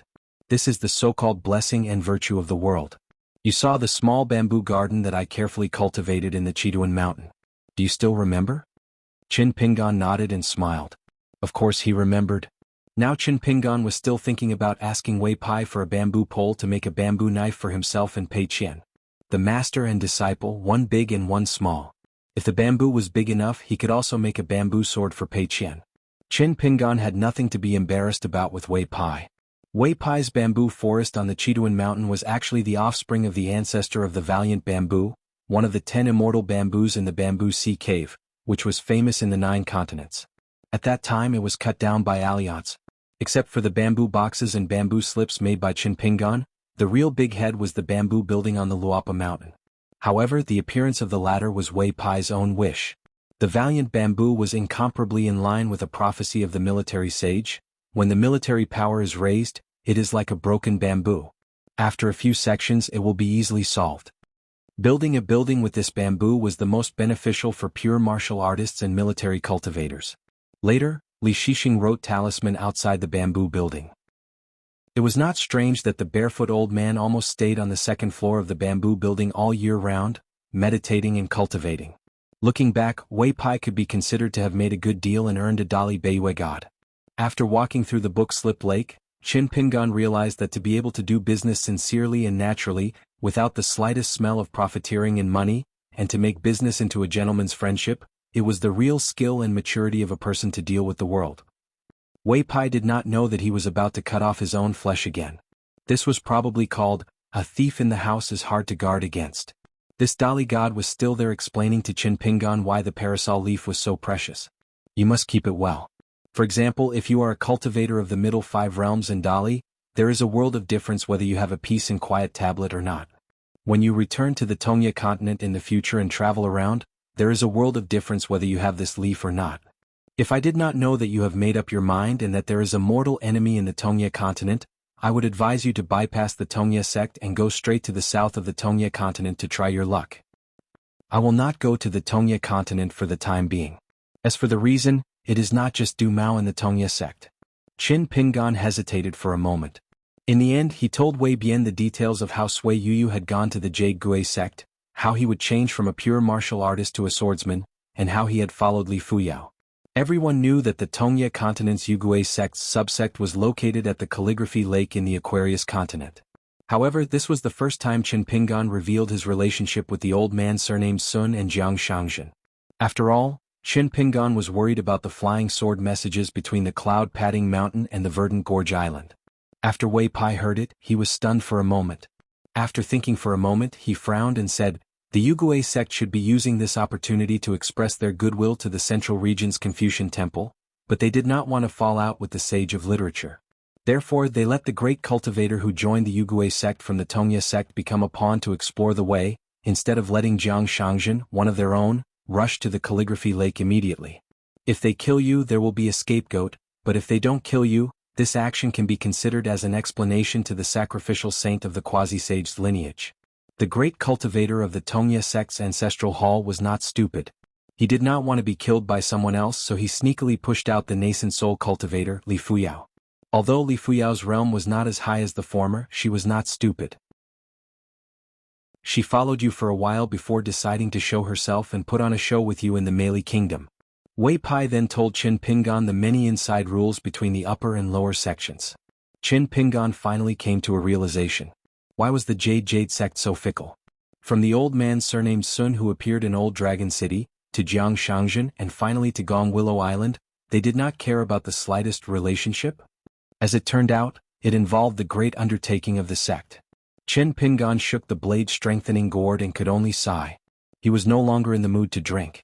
He did not know the respective roles of the old man surnamed Sun and Jiang Shangzhen in this scheme. What was it? Right now, the person who understood the details of the mountains to the west of Longquan Prefecture the most was definitely Wei Pai. Transferring the fate of the mountains and rivers was not a difficult matter. But back to Qin Pingan's original question, where to build the 2 great mountain protection formations and when to break ground. Wei Pai's expression was not relaxed. He said slowly, the 2 great formations are of extremely high quality, and the cost is even more astonishing. Since you are still lacking the key items right now, if you are not in a hurry, I suggest you make a decision later. The matter of the Great Mountain Protection Formation is the most important thing for all cultivators to establish a sect. When it is truly foolproof, then set up the formation in one go. It is best not to be intermittent. Wei Pai said with a smile, in any case, now that I am in Longquan Prefecture, you don't have to worry about those mountains of yours for the time being. If it really doesn't work, then there is also Saint Ruan. Qin Pingan felt a headache. After joking, Wei Pai continued to talk about serious matters. It is not easy to find a Mahist master who is proficient in formations and mechanisms in other places in the Aquarius continent, but we happen to have a lot of them in Dali. This matter can be prepared earlier so that when the time comes, you will not be in a hurry. Ordinary Mahist cultivators really do not dare to take over these two great formations. You have to decide on the candidates as soon as possible and then make up time instead of setting a date first and then looking for people. So you can find a chance to contact that hero Surua. This person is behind the scenes in Dali, and he is extremely important. Even I can't see through his depth. You don't have to worry about this matter. I will help you to greet him, or else you may not be able to find Surua. Wei Pai was probably worried that Qin Pingan would be too hasty and must set up the great formation before going to the North Continent so that he could travel with ease. He patiently reminded him, the path of cultivation is long and there are many opportunities to be fought for. Some good things can only be done by waiting. Don't think that time in the world is so slow just because the trip to the Scroll Lake was incomparably torturous and every day felt like a year. Qin Pingan nodded. I understand this.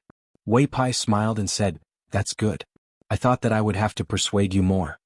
Qin Pingan said helplessly, to be honest, I really want to have a decent mountain top. It's extravagant and imposing. Even if I'm not on the mountain top, I can feel at ease even if I'm thousands of miles away. That's something that makes me happy just thinking about it. But since you have said so, I can only hold it in and take it slow. Qin Pingan suddenly laughed and fastened the blade-strengthening gourd to his waist. Mountain God Wei, do you have any extra valiant bamboo? Just one pole will do. Wei Pai smiled and asked, is this considered extortion? Qin Pingan said resentfully, I will give you as much as you need. I will owe mountain-splitting cloud according to the market price. Wei Pai said, you can also take a look at Linlu Academy. You have a friend studying there. It was the prince of the Great Sui Kingdom, Gao Xian. Qin Pingan had a good impression of this person. Wei Pai said with emotion, soil piled up into mountains, wind and rain rising. Qin Pingan, you can indeed look forward to the future. Within the mountains, Luopa Mountain, Mount Huiming, the sword-worshipping platform and many other places, there will be Elder Cui Dongshan, Pei Qian, Zhu Lian and many other cultivators. Within Dali, Wei Pai, Surua, Zheng Dafeng, Gao Xian and many other allies will be there. Qin Pingan smiled knowingly. After many trials and tribulations in life, there was always a light at the end of the tunnel. Wei Pai pressed on Qin Pingan's shoulder again, don't let the guests wait too long. He gave a light push. Qin Pingan had already disappeared from Cloud Pall Mountain. Wei Pai stayed alone at the peak of the mountain. Cloud Pall Mountain was extremely high, the sea of clouds surging as if it was as high as the sky and as high as the moon. He looked up. The scenery was magnificent. The flying sky mirror under the moon, the cloud ceiling tower. Qin Pingan staggered and took a step forward. It was as if he was in a glazed fairyland. He felt a little dizzy. When he focused his eyes, he had already arrived at the foot of Luopa Mountain. Qin Pingan had long been accustomed to this. Back in the lotus flower-blessed land, this was a common thing. This was one of the waiting water. The water was the river of time. The earth immortal cultivators or the mountain deity's earth-shrinking divine ability, this kind of competition with the river of time was the most subtle kind. It was the earth-shrinking divine ability of the present age. It was said that compared to the ancient immortals and gods shifting mountains and seas, it was too inferior. There was an ancient text that once said, earth-shrinking yellow springs, ascending to the heavenly palace, how carefree it was. These were all unintentional words of Cui Dongshan in the early years. As for Cui Dong's so-called shifting mountains of 3 mountains and crossing seas of 4 seas, Qin Pingan did not think much of it at that time. Later, after he bought the immortal Book of Inverted Mountains, he realized that there was no such thing as 3 mountains and 4 seas in the vast world. Later on, he met Cui Dongshan again in the southeast of Aquarius continent. When the two were playing chess, Qin Pingan casually asked about this. Cui Dongshan laughed and said that it was old history and did not continue the topic. Qin Pingan saw a hunchback man with a green foxtail in his mouth. That guy also saw Qin Pingan. The hunchback clicked his tongue and said, "Not bad, shifting mountains and shrinking earth. Why? Do you find that golden head an eyesore, so you decided to become the mountain deity of Luopa Mountain yourself?" Qin Pingan said helplessly, "This is Wei Pai's divine ability. I don't have this ability." Qin Pingan's body relaxed. Naturally, he covered his sleeves with his hands. "Let's walk." Zheng Dafeng glanced at Qin Pingan. He had not seen him for a few years. He had lost a few kilograms. His height should have grown, but his back and shoulders were bent. He did not look tall. Zheng Dafeng exclaimed, "Seems like after leaving Old Dragon City, Sui Yu's skills have improved." Qin Pingan was confused. "What do you mean?" Zheng Dafeng said earnestly, "Young people really don't know how to control themselves. A certain part of your primordial qi has been damaged. Your qi and blood must be weak, your marrow must be exhausted, and your back must be so painful that you can't even raise your head. I dare say that you have the will but not the strength to practice your fist recently, right? When you go back to the old man's medicine shop, grab a few prescriptions to nourish your body. If you really can't do it, ask Wei Pai for a qi fusion technique, then you can get back at Great Sword Immortal Sui in the future. It won't be embarrassing. Young men are often not a woman's match." Qin Pingan finally understood the meaning behind Zheng Dafeng's words. With Zheng Dafeng's temper, the more he argued about this kind of ridicule, the more excited he would be. If Sui Yu were here, Zheng Dafeng would probably suffer a sword strike. Qin Pingan suddenly thought of the words of a saint in the Taoist proper scripture. He smiled and said, "The great Tao is clear and empty, how can there be such a thing?" Zheng Dafeng scoffed at this. Qin Pingan asked, "Your master has taken in 2 more disciples. I've met them. That woman is the same as you and Li Er, a pure martial artist. But why does that youth from Peach Leaf Alley not seem to be on the path of martial arts?" Zheng Dafeng shook his head and said, "No one knows what the old man is thinking. Other than Li Er, I don't even know how many other senior brothers and sisters are scattered all over the world. Can you believe it? The old man has never liked to talk about this." Qin Pingan asked, "What are your plans now?" Zheng Dafeng said with a look of righteousness, "Isn't this nonsense? Open my eyes wide and look for a wife. Now I wish I could carry a lantern at night and pick up a woman from the streets and bring her home. Do you think it's fun to be single? The night is long, and other than the crowing of chickens and the barking of dogs, there's only the sound of farts. You still have to cover them in your bed, unwilling to let them go. If it were you, wouldn't you feel pity for yourself?" Qin Pingan wiped his face and did not say a word. Zheng Dafeng smiled and said, "I have something to discuss with you." Qin Pingan asked curiously, "Go ahead." Zheng Dafeng pointed to the foot of Luopa Mountain behind him. "I plan to return to my old job of guarding the door and freeload off of you. How about that?" Qin Pingan stopped in his tracks. "You're not joking?" Zheng Dafeng was angry.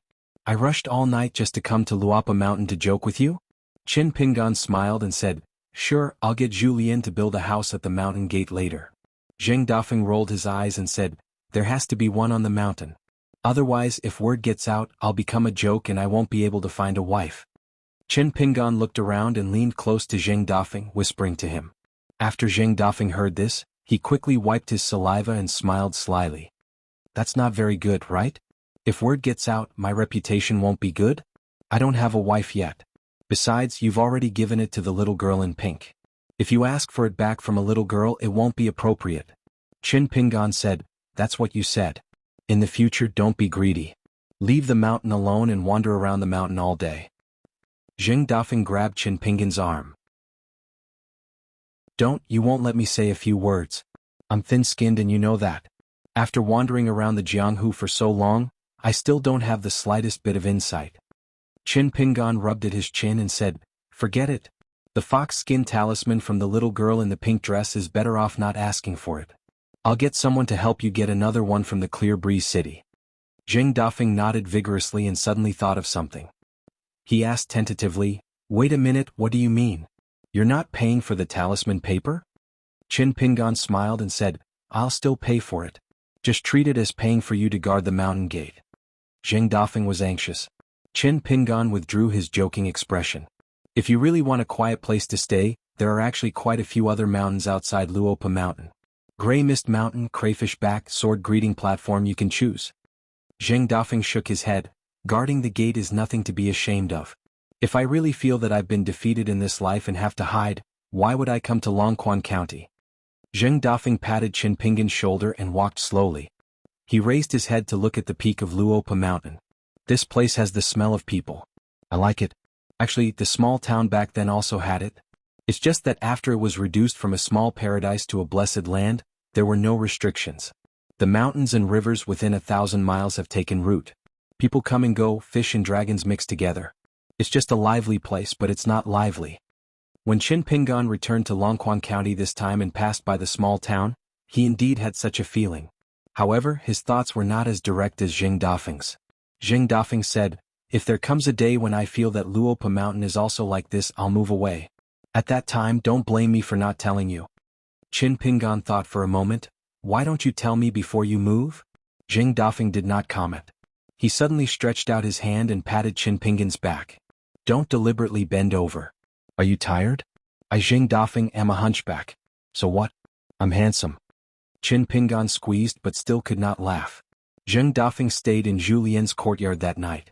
As long as he gave them 2 pots of wine and a few dishes, they would probably be able to chat for the entire night. When he thought of Julien and Zheng Dafeng's request to guard the gate of Luopa Mountain, Qin Pingan felt more at ease. Julien would probably run to the foot of the mountain.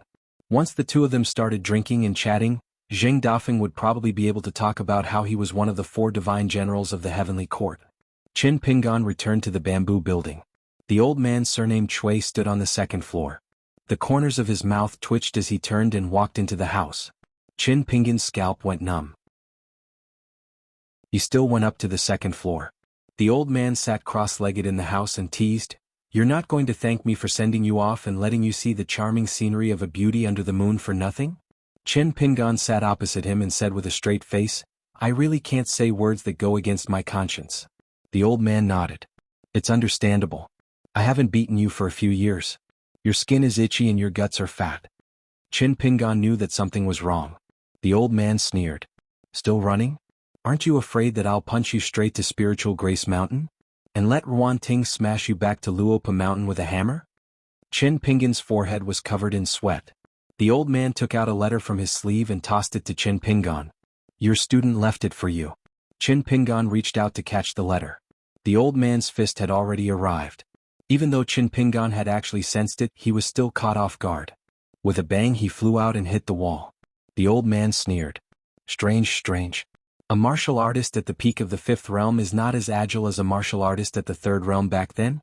No wonder you can only follow behind others and eat their dust. Qin Pingan put the letter away, took off the sword immortal on his back and took off his boots. His body was stooped. It seemed that his fist stance was loose and his fist intent was restrained. In fact, his muscles and bones were suddenly stretched. His joints were like firecrackers, so much so that the green robe on his body shook and the dust around him scattered. If Julien was here, he would definitely be shocked. Then he would start to flatter him and say that the pupil had surpassed the master. Because in these years, the only fist stance that Qin Pingan had practiced, even if he didn't want to, was Julien's original ape form. The essence of it was that, when the gate of heaven opens, spring thunder explodes. Although Qin Pingan had not perfected it, he was already extremely similar to Julien, who had been practicing it for decades. Then Qin Pingan used his ape form fist intent to strike a stance that he had learned from the imperial tutor of the Lotus Blossom Blessed Land. The stance of his fist was the Iron Horse Chisel formation. "Come. If you have the ability, then use the 5th realm to kill me." The barefoot old man slowly stood up. The bamboo building shook. The thick spiritual energy in the surroundings was actually scattered a lot. A green-robed figure suddenly arrived. A knee smashed towards the old man's head. The old man casually stretched out a hand and pressed down on Qin Pingan's knee. With a casual push, he threw Qin Pingan out.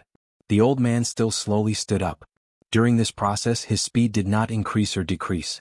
He just stood there, calm and composed. After being thrown out, Qin Pingan did not look embarrassed. Instead, his toes lightly touched the wall of the bamboo building and he floated to the ground. He frowned and said, "6th realm?" The old man obviously disdained to answer such a childish question. The old man thought for a moment. Then he did the same as Qin Pingan. He used the ape form fist intent to support his divine chi. Then he used the Iron Horse Chisel formation to open up a path. He smiled and said, "You don't know the immensity of heaven and earth. Let me teach you." Qin Pingan bent his knees slightly and took a step back. His hands drew an arc like moving clouds and flowing water. Finally, his palm turned into a fist. He struck a strange posture that the old man had never seen before. As long as it's the fifth realm, do you think I'm afraid of you? The old man said, oh. He threw out a punch. Chin Pingon actually fainted on the spot. He could only curse out half a sentence. Because the old man's punch was clearly not of the fifth realm. Not to mention the sixth realm, it might even be of the seventh realm. The old man put his hands behind his back and smiled. Sorry, I didn't hold back. The old man was not purposely teasing Chin Pingon. But it was the truth. In the past few years in this bamboo building full of glyphs, he had used the fire to nurture his originally strong and ferocious fist essence. Tonight, it had been slightly influenced by this little brat's fist essence. The old man's punch had the intention of not being satisfied until it was released. Even if he tried his best to restrain himself, he could only suppress it to realm 7. The old man sighed in his heart and walked out of the house. Although returning to the last realm of the 10 realms was a matter of time, the 11th realm of the martial artist that he once thought was a must-have was no longer an extravagant hope.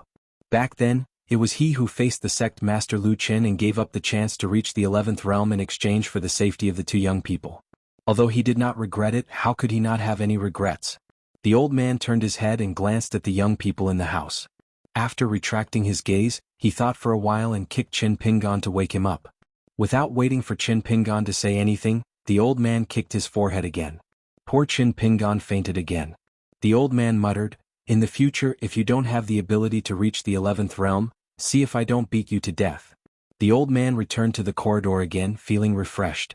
It was as if he had returned to the time when he locked his grandson in the small attic of the library and removed the ladder. Every time his grandson succeeded in his studies, the old man would feel gratified. But he would not say anything. Some of the most heartfelt words, such as extreme disappointment or extreme joy, especially the latter. As an elder, he would not say anything to the junior that he had high hopes for. It was like a jar of old wine placed in a coffin. Once the old man passed away, the jar of wine would not have the chance to see the light of day again. How did the old man treat Chin Pingon? Pei Qian might not know. The little boy in green and the girl in pink might not know either. Only Julien knew. That was why Julien did not have the thought of asking the old man for advice on fist techniques. Pearls and jade were in front of him. On the peak of the mountains, it was enough to have an old man and a young man to teach and learn fist techniques. First he set a small goal. For example, 1 second. Remember, Book Guest House mobile version reading website. 462. Bid farewell to the old and welcome the new. The commotion at the bamboo house was too loud. After Pei Qian woke up, he immediately put on his clothes, equipped his sword and saber, and rushed out with his mountain walking stick. The girl in pink was half a step behind him. She also opened the door and saw Pei Qian's nimble back as he ran out of the courtyard. The girl in pink noticed something amiss and quickly ran after him. As expected, she saw Pei Qian's stern face and murderous aura, mumbling as he ran. The girl in pink had a rough understanding of Pei Qian's temper and quickly advised, "Don't be rash. Master has always been like this when he was training on the mountain." It wasn't that the girl in pink didn't feel sorry for her master, but she knew the severity of the situation. She didn't want Pei Qian to be at a disadvantage at the bamboo house. Moreover, Master Cui really didn't have any ill intentions towards her master. Pei Qian ran madly with his head down and his mountain walking stick. He said angrily, "That old bastard really wants to rebel. This mountain belongs to my master and the bamboo house belongs to my master." That old bastard shamelessly occupied the second floor. Master was knocked out by 2 or 3 punches the moment he came up the mountain. When he opened his eyes, he was just chatting with us for a while and not long after he was punched again. Now it's happening again. Master returned to his hometown to enjoy life, not to be bullied by that old bastard. The more Pei Qian spoke, the angrier he became. He kept repeating, "This is so infuriating, so infuriating." The girl in pink was a fire python spirit that had entered the middle 5 realms. She floated lightly beside Pei Qian and said timidly, "If Master Cui really wants to rebel, we can't do anything. We can't beat him." Pei Qian tilted his head and spat. He didn't slow down and said through gritted teeth, "Then let's not fight. I'll reason with that old bastard. I don't believe that there's such an unkind guest in this world who bullies my master for being easy to talk to. I, Pei Qian, am not a kind person. I'm Master's first disciple and Cui Dongshan's senior sister." The girl in pink floated backwards beside Pei Qian. She glanced at the mountain walking stick in Pei Qian's hand and the bamboo sword at his waist. She wanted to say something but stopped. Near Pei Qian's residence, a little boy in cyan clothes was sitting on the roof and yawning. Compared with the time when he carried Qin Pingan who was covered in blood downstairs, the competition, on the second floor of the bamboo building was not worth mentioning at all. It was like turning a page from a frontier poem to a graceful poem. Pei Qian, this charcoal, was still inexperienced. Zheng Dafeng and Zhu Lian were drinking wine and admiring the moon in the courtyard. They didn't talk about Qin Pingan and only talked about women. Otherwise, it would be too outrageous for two men to talk about a man in the middle of the night. Zhu Lian talked about the right side of the Sui dynasty who traveled far to Tongye continent, Huang Ting, the Taiping mountain female crown princess, Yao Jinji in the Great Spring dynasty, Jin Su, Lady Gui's maid, and Fan Junmao who had a bad temper. Zheng Dafeng talked about He Xiaoyang who had betrayed the Xinhou sect, Fairy Su Jia of Xingyang mountain who had unfortunately fallen into the mud at the foot of the mountain, and Dali's short but charming imperial concubine. Later on, Zheng Dafeng talked about the beautiful women who were born and raised in the small town when he was guarding the gate of Lizhu Cave Heaven. There was the Gu family from Nipping Alley, and a few decades earlier, there was a woman from Apricot Blossom Alley who became the river granny of Longshu River a few years ago. After becoming the goddess of mountains and rivers, she regained her youth and her youthful appearance. She was quite good-looking, but her mouth was a little harsh. When it came to quarreling, she was even better than his sister-in-law. Zheng Dafeng took a sip of wine and smacked his lips. He was intoxicated. Drinking with a close friend on a moonlit night and talking about beautiful women, it's really a celestial life. The Celadon wine set on the table had been there for some years. At first glance, it was obvious that it was made in a dragon kiln in the small town. It was almost perfect. As the royal tribute of the Song clan, according to the usual practice, the slightly defective products would all be strictly selected by the officials of the kiln's supervisor and thrown into the old porcelain mountain. Zheng Dafeng loved to drink and was smart. It was not difficult to secretly get some porcelain that should have been placed in the palace of Dali.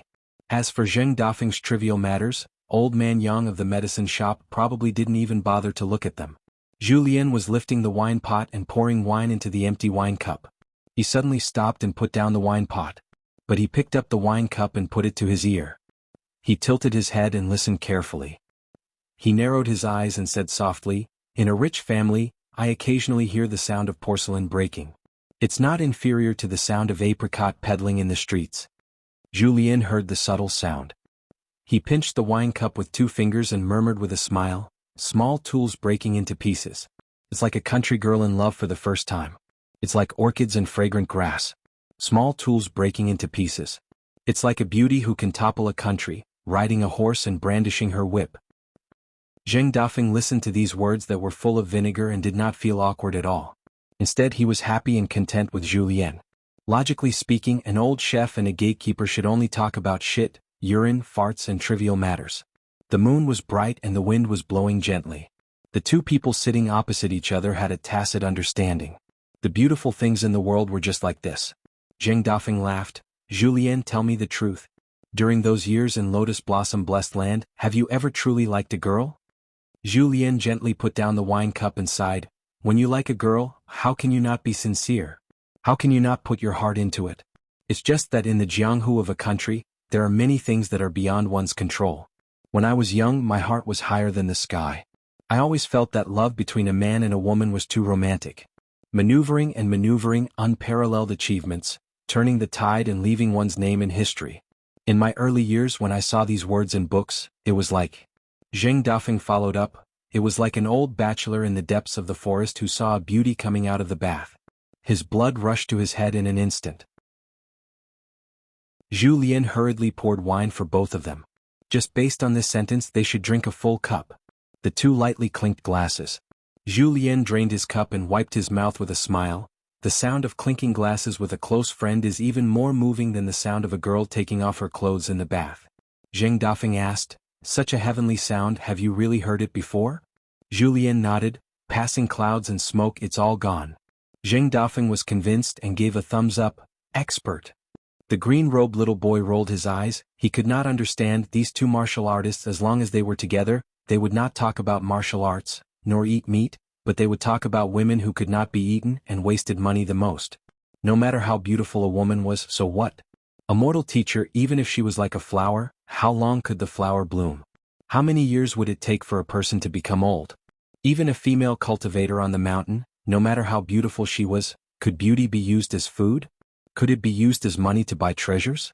The green-robed little boy felt that the Jianghu of the two was too vulgar, too boring.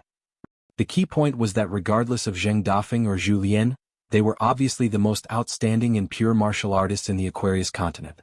Since they liked women so much but did not have any beauties by their side.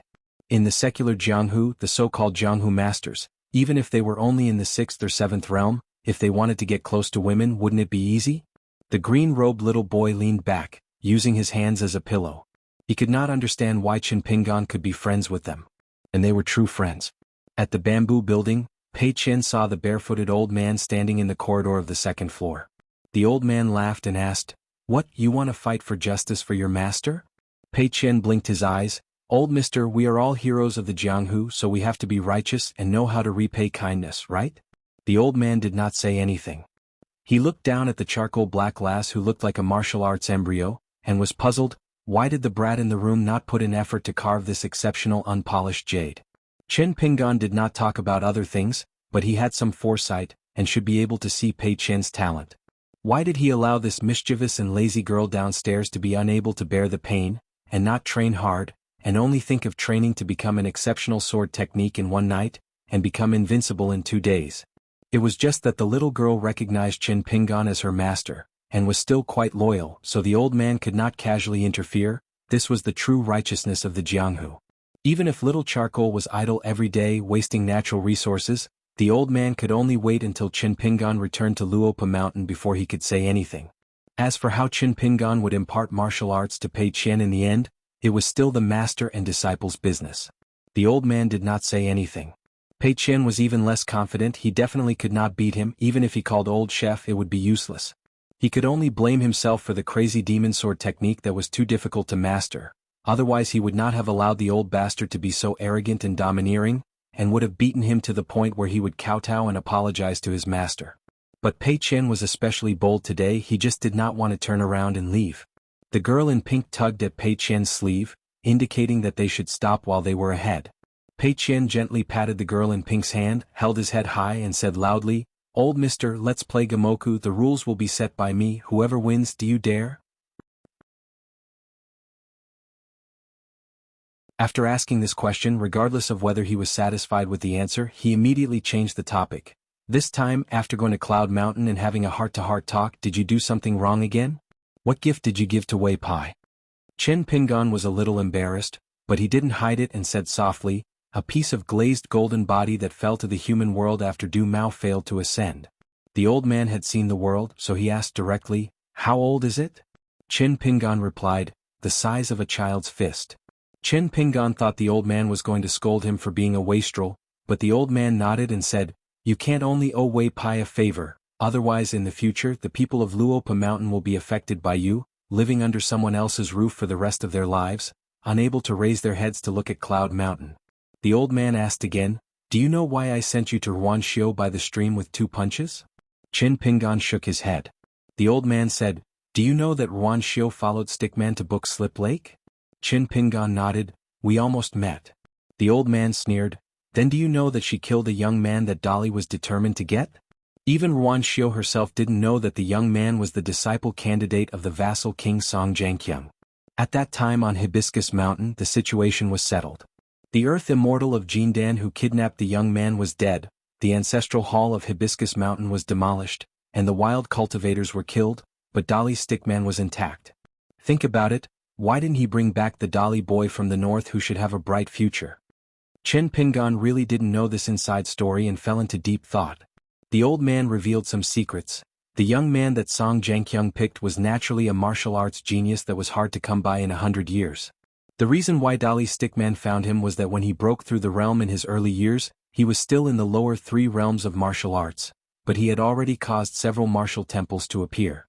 Dolly has always been a country built on martial arts, so the rise and fall of martial arts fate was undoubtedly the most important thing. Although Ruanxiu helped the stickman find 3 substitutes in the end, Song Jianqiang had more or less taken note of it. Qin Pingan was puzzled. "It has something to do with me?" The old man almost punched him again, wanting to beat this guy to the point that he was enlightened. Qin Pingan's heart was moved, and he had already moved a few steps horizontally. He actually went against the six-step stance of the mountain quaking fist, and it was very natural. The old man calmed down a little and didn't continue to attack. He said, "You only fight for the title of the strongest but not for martial arts fate. But would Ruan Shio think the same? Don't all the silly girls in the world want to be close to the men around them and get as many benefits as possible? From Ruan Shio's point of view, since there are people of the same age who jumped out to fight for martial arts fate with you, it's a battle of the great Tao. What she did was to eliminate the root of the problem and eliminate all future troubles." Qin Pingan looked gloomy. The old man put one hand behind his back and stroked the railing with the other. "I'm not going to randomly match you, but as an old man, I hope you understand one thing. When you reject a girl, you have to know what she has done for you. If you know and still reject her when the time comes and you tell her everything clearly, then it's no longer your fault. Instead, it's your ability and the other girl's good taste. But if you don't know anything and just want to have a clear conscience, you may seem to have a heart of stone, but in fact, you are stupid." The old man turned his head and asked, "Do you understand this?" Qin Pingan nodded. "I understand." The old man asked again, "Then what should I do?" Qin Pingan said, "I don't know." The old man raised his eyebrows. Qin Pingan saw that the situation was not good. He floated up, held the railing with one hand and dashed out of the bamboo building. However, it was not a straight path. He suddenly used 1,000 pounds fall and landed on the ground. At the same time, he did not hesitate to use a distance-shrinking talisman and patted the blade-strengthening gourd to let Chu Yi and Sherwu protect his back. Then he steered the sword celestial ahead and stomped heavily on the ground. He stepped on the sword celestial like a galloping horse. He was determined not to ride the sword celestial to the open sea of clouds. Instead, he stuck close to the ground and circled around the forest to escape quickly. He did it in one go. Obviously, he had prepared an escape route in advance. The old man on the second floor didn't chase after him. He said, "If you were half as good at running as you are in love, you would have asked Ruan Shio to treat you to drinks and call you son-in-law with a big smile." In the night, at the end of the day, the sky was about to brighten. Qin Pingan sat alone on the steps near the peak of the Luopa mountain.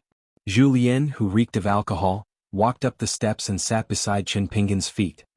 He turned his head and smiled, "Young master, you have a home but can't go home. It's really a bit miserable." Qin Pingan sighed, "I asked for it. I can't blame anyone else." Zhu Lian asked, "It's almost dawn. If young master is not sleepy, why don't we go to Longquan New County together? To pick up the girl who is now half a disciple of the Luopa mountain. To tell you the truth, I have to persuade them in every possible way to make them believe that I am from the Luopa mountain. My words are accurate. But the family also made a request. They hope that the person in charge of the Luopa mountain can show his face. Otherwise, they wouldn't dare to let the girl leave home and enter the mountain. So, young master, you have to do it yourself." Qin Pingan nodded and smiled, "Sure, we will pass by the wind-cold mountain in the north. We will first go to Dong Shuijing's wonton shop to take a look, then go to that family to pick up the girl." Zhu Lian chuckled. "Then we can also pass by the ancestral mountain of the Dragon Spring Sword sect." Qin Pingan kicked him lightly, but Zhu Lian did not dodge. He took the hit and cried out, "Oh, my old waist." Qin Pingan stood up and whistled. The sound was melodious. The Chu Huang horse that had not been tied up quickly ran over. Qin Pingan did not get on the horse. He only led the horse down the mountain. He was used to living with Chu Huang and traveling around. Qin Pingan asked, "Is Zheng Dafeng asleep?"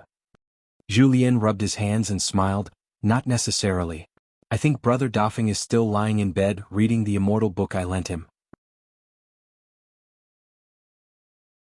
Qin Pingan still talked about the recent situation of the people from the Cliff Academy, just like the last time he met Dong Shuijing when he returned home. He also talked about some interesting stories about his travels to other continents. Dong Shuijing also talked about his experiences in Mount Fongliang and Longquan County City. They met again after a long time. The stories of both sides were all in a bowl of wontons. When he heard that Qin Pingan was going to Longquan County City, and that it was the first time that Qin Pingan had been there, Dong Shuijing planned to close the shop early. However, when he thought that there might be pilgrims rushing down the mountain at night, he handed the key to the shop assistant. Only then did he accompany Qin Pingan to leave Mount Fongliang and go to the county city in the north. There the lights were as bright as day. From afar it was a scene of prosperity. Dong Shuijing asked about the situation in the central part of the Aquarius continent when the Dali cavalry went south. Qin Pingan told him one by one. Dong Shuijing said softly, After the chaos, business opportunities lie dormant. It's a pity that I don't have much capital. In the Dali army, I don't have any connections. If not, I would really want to go to the south. Chin Pingan thought for a while. At the Book Lake, I met a friend called Guani Ran. He is now a general, and is a rather good disciple of an aristocratic family. When I return, I will write a letter for you to get to know him. He should be to your liking. Dong Shuijing said straightforwardly, "Okay, if we really make a deal, I'll give you 10% of my share." Chin Pingan nodded his head, "No problem." Dong Shuijing laughed, "I was worried that you would reject." Chin Pingan also laughed, "Then how can I be your friend in the future?"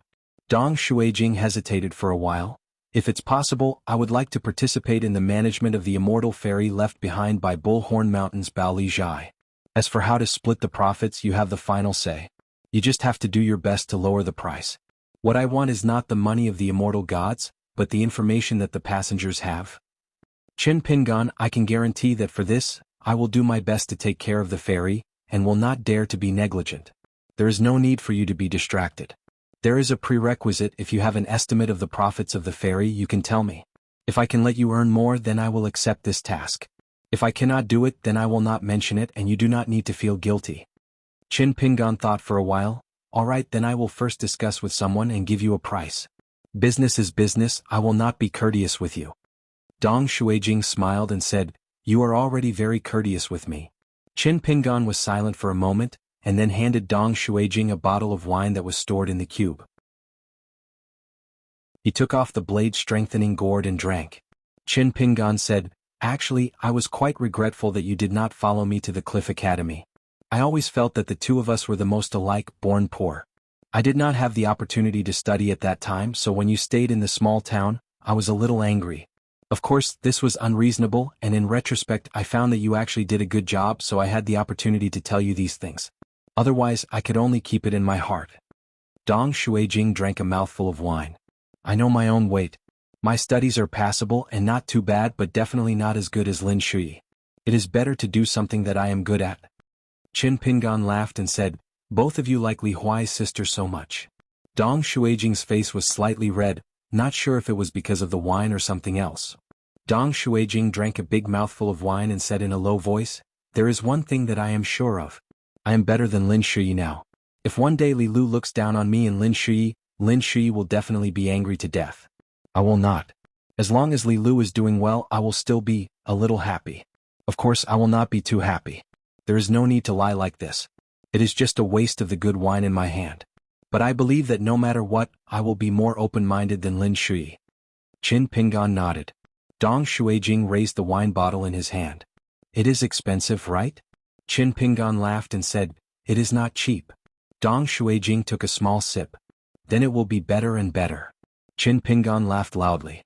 "Just like me." The two of them were from the same hometown. They chatted along the way as they walked north.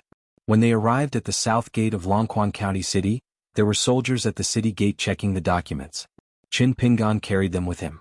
But he did not expect that when he saw Dong Shuijing only took out the household registration document symbolically. The leader of the soldiers at the city gate did not even take it. He casually glanced at it and smiled as he exchanged a few words with Dong Shuijing. Then he directly let the two of them enter the city. Chin Pingan saw this but did not say anything. Clearly, Dong Shuijing was doing better than he had imagined. County Governor Wu Yuan, the disciple of the imperial tutor Cui Dong. He was a talented official from the Frigid clan. The supervisor of kills, a disciple of the Chao clan. The county magistrate, a disciple of the Yuan clan. The deity of the mountain god temple at the peak of Mount Fengliang. He was one of the rich people in Longquan County City. He was actually familiar with Dong Shuijing, a young man who started his business by selling wontons. Dong Shuijing sent Chin Pingan to the street where the family lived. Then the two of them parted ways. Dong Shuijing told him the address of his house and welcomed Chin Pingan to visit him when he was free. Chin Pingan looked at the young man's tall back. He was bathed in the light of dawn and was full of vitality. According to what Dong Shuijing said, in Longquan County City, one only needed to look at which street one lived in to see the depth of one's family's wealth. The street Chin Pingan was on was called Jiaza Street. Most of the people who came here were ordinary, well-to-do families in Dali City. They came here to buy manors. The land price was not low and the manors were not large. They could not be said to be affordable. It was hard to avoid the suspicion that they were trying to pretend to be rich. Dong Shuijing had also said that in some of the more luxurious and imposing streets to the north of Jiazi Street, the biggest wealthy family was Gukan's mother from Mud Bottle Alley. Looking at how she was buying manners, she did not lack money. It was just that she had come late. In many of the county city's treasured lands where every inch of land was worth an inch of gold, the woman who returned home in glory could not buy them even if she had the money. It was said that she was bribing her relationship with the county governor's estate, hoping to buy another large mansion on Dong Shuijing Street. The woman had once brought a few maidservants to Mount Fengliang to burn incense and pray to the gods. When she passed by Dong Shuijing's wonton shop and heard that Dong Shuijing had once attended school, she chatted with the young man for a while. However, her tone was arrogant. Dong Shuijing was a businessman, so he had seen all kinds of customers. He naturally did not take it to heart. However, the two workers in the shop were infuriated. Dong Shuijing allowed the woman to show off her splendor. She even asked Dong Shuijing whether he had a place to stay in the county city and if he had saved up some silver. She said that she was very familiar with the county governor's estate and could help ask around. Dong Shuijing only said that he had a place to stay. After all, he had enough to eat and his family did not need to worry. It did not matter if the mansion was a little small. At that time, the woman's gaze was somewhat sympathetic. Later on, an official with real power in the county governor's estate who was in charge of the household registration of a county personally came and asked Dong Shuijing if he could sell the large and used mansion. He said that there was a woman from the Gu family who was generous with her money and was a sucker.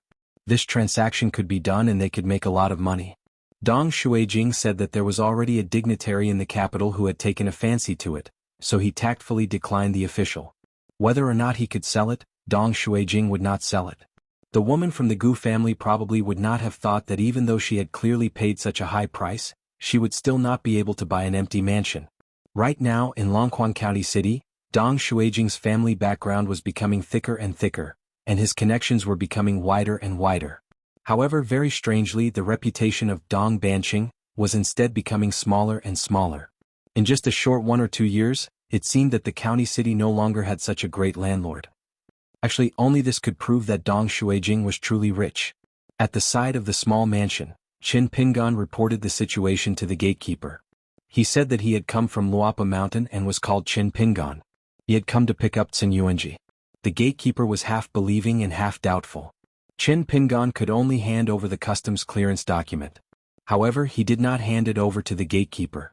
He only spread it open a little so that the gatekeeper could clearly see the name and place of origin. Otherwise, the official seals of the other countries of the 2 continents would be too frightening. Only then did the gatekeeper go to report. She had thought that it would be an old immortal with the demeanor of an immortal, or an elegant man with a distinguished reputation. Who would have thought that he was a haggard young man who looked only a few years older than her? Along the way, Qin Pingan walked in front. He loosened the reins of the horse and repeatedly thought about the contents of the letter that Cui Dongshan left for him. It was a matter of great importance and some things could extend thousands of miles if one followed a certain vein. He had completely forgotten that there was a weak girl following behind him. By the time Qin Pingan regained his senses, they were already in the mountains. He turned his head and saw the girl limping along. Her brows were furrowed, but she didn't say a word from beginning to end. Qin Pingan stopped and turned around. He said apologetically, "Sorry, I was lost in thought." Tsin Yuanji pursed her lips and still did not say a word. She was angry. She thought that this guy must have deliberately used this kind of lame method to advance by retreating. He deliberately ruined her to pretend that she was not the same kind of person as those lechers. She had to be more careful. When she reached Luapa Mountain, she had to try her best to stay by old immortal Zhu's side. She did not want to be harmed by this young man surnamed Qin. As long as she saw old immortal, she should be safe. Qin Pingan saw that she did not speak and could only ask, "Do you know how to ride a horse?" She shook her head. She did not know how to ride a horse. Who knew if this seemingly simple and honest man was actually a slippery debauchee? Was he using this opportunity to peek at some scenes that all men wanted to see? The people on the mountain were really shrewd. Compared to those superficial perverts in the capital, their skills were much more profound. The girl kept reminding herself, "Tsin Yuanji, you have to be careful." Qin Pingan did not think of this girl. His thoughts were hundreds of thousands of miles away. He said, "Then let's go slower. If you want to rest, let me know." Look, first he was a bad person, then he was gentle. His methods were intertwined and endless. The girl was more and more certain that this guy was not a good person no matter how she looked at him. Chin Pingan felt that the way the girl looked at him was somewhat strange and deep. Turning around, he led the horse forward. Chin Pingan rubbed his cheeks. How could it be that Julien was right? Now that he was roaming the Jianghu, he had to be careful of attracting romantic debts. Chin Pingan took off the blade-strengthening gourd and drank a mouthful of wine. He hesitated whether he should let Sun Yuanji go to Luapa Mountain alone first while he went to the medicine shop in the small town. As soon as she saw the man drink, the girl looked around. There was no one in the wilderness. She wanted to cry but had no tears. Was this guy going to do something bad under the guise of being drunk? Chin Pingan learned from his mistakes. He noticed that the girl behind him was breathing erratically and her steps were unsteady. He turned his head and saw that her face was pale. He put away the blade-strengthening gourd and said, "Stop and rest for a moment." As soon as Sun Yuanji saw that the guy had drunk the wine and put away the gourd, he was about to make a move. She suddenly cried out and turned to run. She was unsteady and did not know where to go in her panic. Chin Pingan scratched his head and muttered, "Are you homesick halfway?" Chin Pingan sighed and had to lead the horse slowly. He could not leave her alone in the deep mountains. He wanted to send her off on the official road outside the mountains and let her go home alone. When she thought it through, she could go to Luapa Mountain with her family. Just as Chin Pingan was about to remind her to walk slower, he saw Sun Yuanji stumble and fall flat on her face. Then she lay there and wailed, repeatedly saying that he shouldn't come over. Finally she turned around and sat on the ground. She threw a rock at Chin Pingan and cursed him for being a lecher, a shameless person, and a lecher with a belly full of evil tricks. She wanted to fight him to the death. She wouldn't let him off even if she became a ghost. Chin Pingan squatted in the distance and covered his forehead. Chin Pingan stood up and gently stamped his feet. He said helplessly, "Wei Pai, do me a favor. I know you are looking over here. Have you seen enough of a joke?" In the blink of an eye, Wei Pai, dressed in white and with golden earrings, appeared. A cool breeze lingered in the mountains and his sleeves fluttered like water ripples. Chin Pingan did not look at the girl anymore. He said to Wei Pai, "I'll have to trouble you to send her to Luapa Mountain and send me to Jinju Mountain. This Chu Huang horse will also be brought to Luapa Mountain. You don't have to follow me." Wei Pai held back his laughter and snapped his fingers twice. Chin Pingan had already arrived at the peak of Jinju Mountain alone. Wei Pai accompanied the extremely sad girl to the foot of Luapa Mountain. The Chu Huang horse took the lead and started climbing the mountain. The girl, who was covered in mud, was frightened and dizzy. She bent over and retched. Wei Pai did not even look at her. He raised his head and looked at the top of Luapa Mountain. He smiled and said, "Sun Yuanji, you are the only one who can treat Chin Pingan as a libertine." The girl took a few steps back and asked carefully, "Sir, you are?" Ordinary people were not qualified to know the name of a Dali mountain god. Wei Pai smiled and did not say anything. He took the lead to climb the mountain. The girl hesitated for a moment. She opened up a distance and silently followed behind the white-clothed immortal. When they arrived at Zhu Lian and Zheng Dafeng's courtyard, Wei Bian took pleasure in their misfortune and gave them a brief account of what had happened. Zheng Dafeng clutched his stomach and laughed heartily. Zhu Lian wiped his face in sorrow, feeling that he was going to have to bear the consequences. Sun Yuanji saw the most familiar old immortal Zhu and was relieved. But for some reason, the three unworldly experts had different expressions. Chin Pingan walked down Jinju Mountain and went to the small town. This time he was not rejected. He was led to the backyard by the youth named Shi Lingshan. Old man Yang was sitting on the stairs, smoking a pipe. He was still puffing out smoke from his mouth.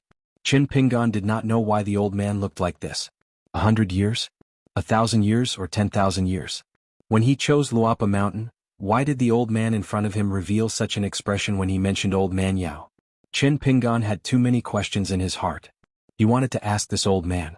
Because old Yang definitely knew the answer.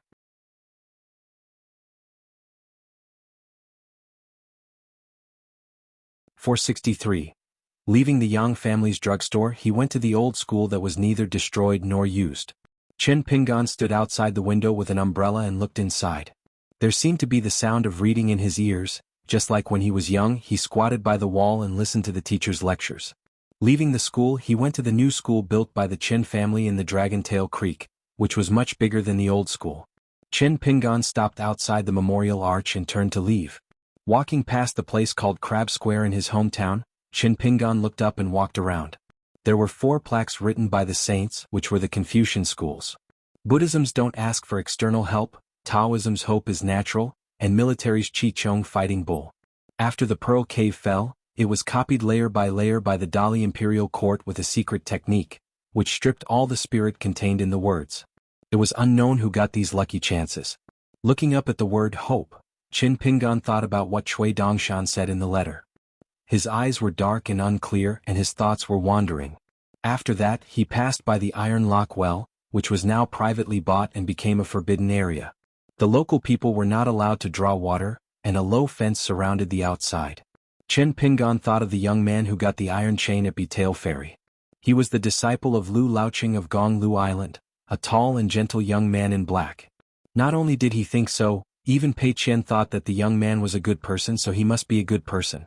Later on, the reason why Qin Pingan dared to take the risk and ascend Gong Willow Island was all thanks to him.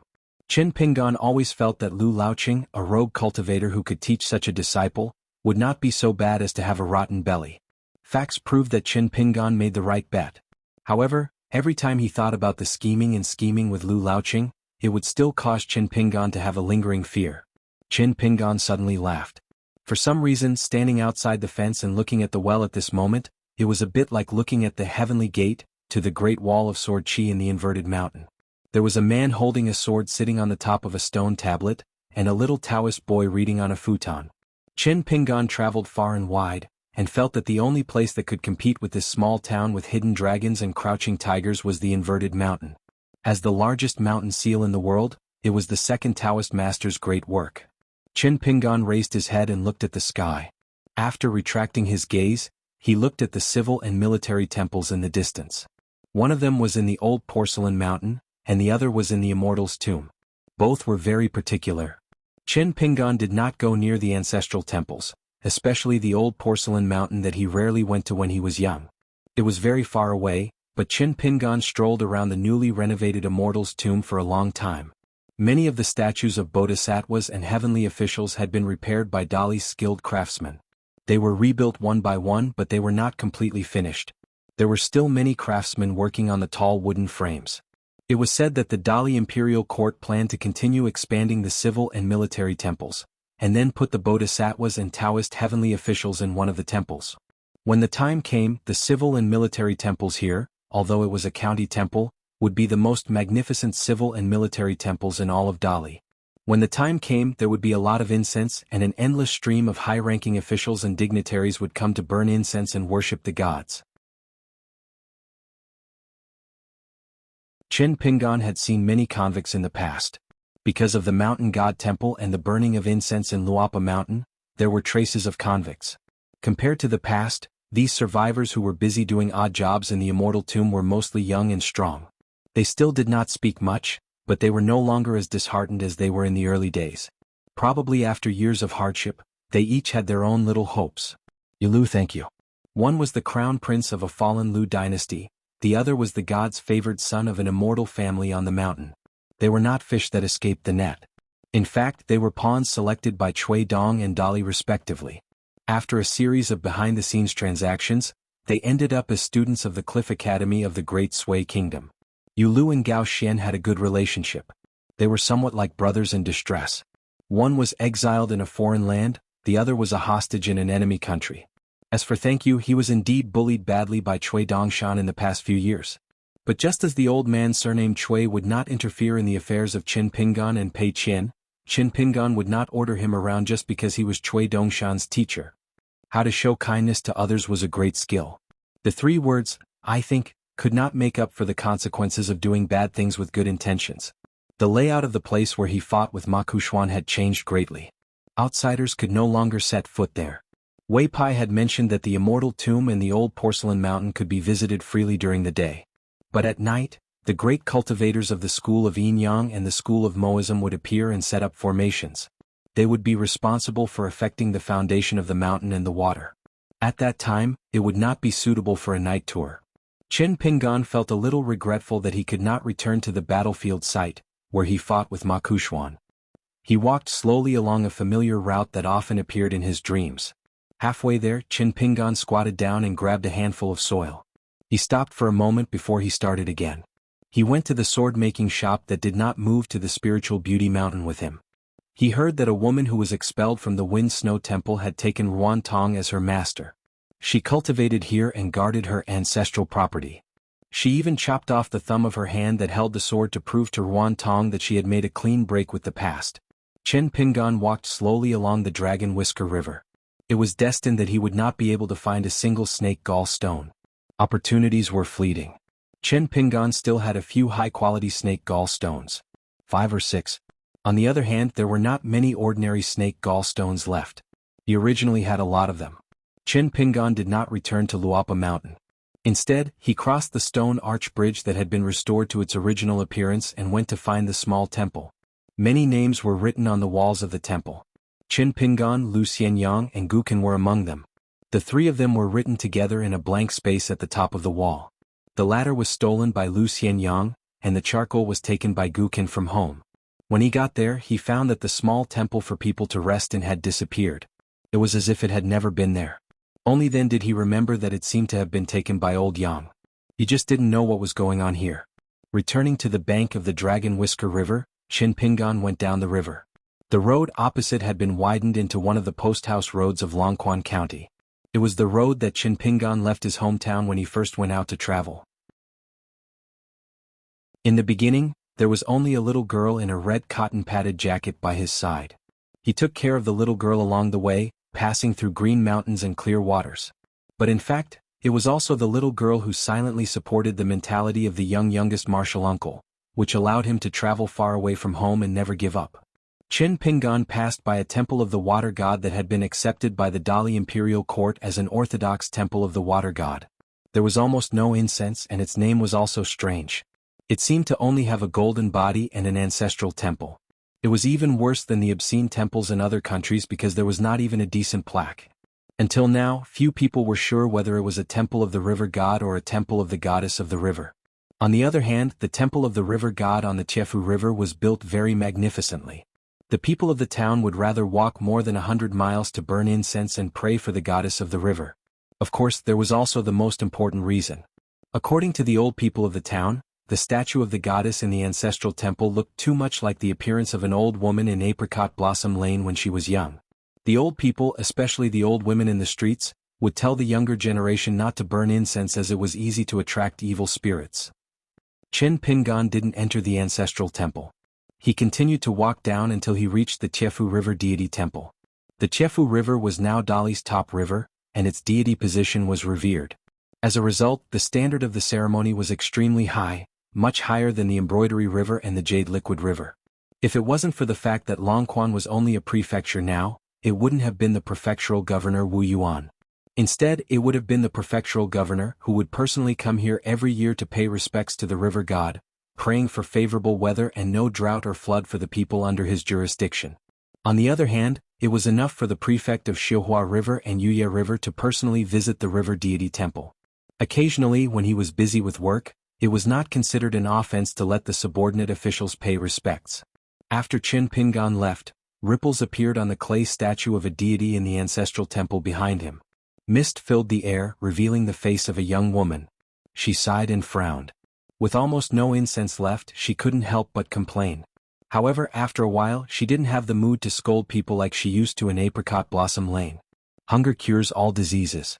Chen Pingan quickened his pace, walking faster and faster. Finally, he started the 6-step stance walking. It had been 3 years since he put down the Book of Shaking Mountains and did not practice the 3-fist stances. He was slightly rusty. According to the expert Elder Chui, Chen Pingan's current physical condition was both good and bad. The good part was that he had the physique of a martial artist. After 3 years of silence in the Book Lake, his basic foundation was still fine. The fire dragon immortal of the North Continent had taught him 3 times in the air, which benefited him a lot. Otherwise, Chen Pingan would have walked into the Verdant Canyon Island and left the Book Lake lying down. However, the path of cultivation was full of setbacks. After the golden body script gallbladder was broken, the aftereffects were huge. Back then, he created the natal item of the 5 elements as the key to rebuilding the longevity bridge. The higher the grade, the more related it would be. After the collapse, it would be harder to climb up and harder to fall. This point, like what Elder Chui said, would poke a big hole in Qin Pingan's state of mind after witnessing the sword Celestial's elegance. It would be even more difficult to rebuild after breaking it. Therefore, it was urgent for him to refine the third natal item. Therefore, Cui Dongshan changed his original intention in the secret letter he left in the bamboo house. He suggested that Qin Pingan, the natal item of the 5 elements, should still be the soil of the new 5 peaks of Dali that Qin Pingan had given up. Cui Dongshan did not explain the reason in detail. He only asked Qin Pingan to trust him once. As the imperial tutor of Dali, once he annexed the entire Aquarius continent and became the land of Dali, he naturally knew which 5 peaks to choose as the new 5 peaks. For example, in the Longquan county of Dali, Mount Biyun was promoted to the northern peak. In the entire Dali, the number of people who knew about this, including the late Emperor Song Yongchun, could be counted with one's fingers. The middle peak was the old middle peak of the Zhuang dynasty. Not only that, the great mountain god, who was forced to change his sect due to the general trend, still maintained the golden body of the ancestral temple. He took a step further and became the middle peak of a continent. In return, this untouched god had to help the Song clan to stabilize the fate of the new rivers and mountains. Any cultivator within the jurisdiction could be protected by the middle peak. However, they also had to be restrained by the middle peak. Otherwise, Dali's iron cavalry could not be blamed for turning hostile and taking care of its golden body. The hero of Moism, Su Ruo, was personally in charge of this matter and was stationed near the ancestral temple. When the time came, Ruan Tong would also leave Longquan County and head to the new western peak. It wasn't too far away from the Wind Snow Temple. The new western peak was called Ganzhou Mountain. It had always been absent from the local 5 peaks. This time, it could be considered to have ascended to the heavens in a single bound. A group of Dali's top consecrators, all of whom were earth immortals like Jindan and nascent soul cultivators, would head to the new eastern peak called Mount Qishan. They would patrol the borders together and prevent the stubborn cultivators of the fallen country from infiltrating. They would destroy the local landscape even if it meant risking their lives. As for the southern peak, Fan Junmao would be the mountain god there. Regarding the location of Dali's new southern peak, Cui Dongshan kept him in suspense. He said that Mr. could wait and see. When the time came, he would understand what it meant to pile up soil into a mountain. Therefore, Cui Dongshan confessed in the letter that he would take this opportunity to dig up soil from the other 4 new peaks. How could it be called stealing when it came to the affairs of scholars? Moreover, even if Mr. was unwilling to choose the 5-colored mountain soil in the end, as his next natal item, baskets of precious soil should at least be filled to the brim with a Fangsuan item. This would be a huge sum of money. Taking advantage of the lax security now, it would be a waste not to take it. As for Wei Pai of the northern peak, Mr. was wearing the same pants as him anyway, so why be polite? Qin Pingan had unknowingly arrived at the solemn river deity temple. The incense here was too exuberant and couldn't be compared to the buried river deity temple. In the middle of the night, there were still more than 1,000 pilgrims waiting outside, waiting bitterly to enter the temple to burn incense. After all, there weren't many people in the area of Longquan County. When Longquan was promoted from a county to a province, the Dali imperial court would continuously immigrate here. At that time, one could completely imagine the lively scene of this Dali river deity temple. Qin Pingan hesitated for a moment before stepping in. The ancient cypress trees were lush. Most of them were transplanted from the mountains in the west. At the side of the main hall, Qin Pingan stepped over the threshold and raised his head to look at the painted clay statue. It was 4 feet tall, vivid and lifelike, with ribbons lingering around it as if it was about to ascend. The height of the golden statue, to a large extent, signified a god's position in a country's imperial court. For example, in the ancestral temple that Qin Pingan had passed by earlier, the statue was only a little more than 10 feet tall. Qin Pingan knew about this secret. This river deity's real name was Yang Hua, and she was once the personal maid of Empress Dali. She hugged an ancient sword with a long golden tassel, but later on, for some unknown reason, she gave up her human body and died as a god, becoming the god of this river. She suffered great pain in the water, and when she was sculpting the golden body of a god, she had once attracted a vision. The golden body's rank was extremely high, causing the Dali imperial court to attach great importance to it. First, the river was promoted to a river, and then this water deity was directly promoted to the highest position among the river deities. Qin Pingan didn't burn incense, nor did he make any respectful actions. After staying for a moment, he left the main hall, walked out of the ancestral temple that occupied a vast area, and returned the way he came. From the beginning to the end, The atmosphere of the river deity temple was quiet, with only the incense burning in spirals. Chin Pingon didn't bother Wei Pai this time. When he walked back to Luapa Mountain, it was already dusk of the second day. During this time he also visited a few mountains along the way. When he got a few bags of gold and copper coins, Ruan Ting suggested that he buy a mountain. Chin Pingon alone took the map drawn by the Kiln Affair Supervision Department and walked through the mountains. Finally he picked 5 mountains including Luapa Mountain and Jinju Mountain.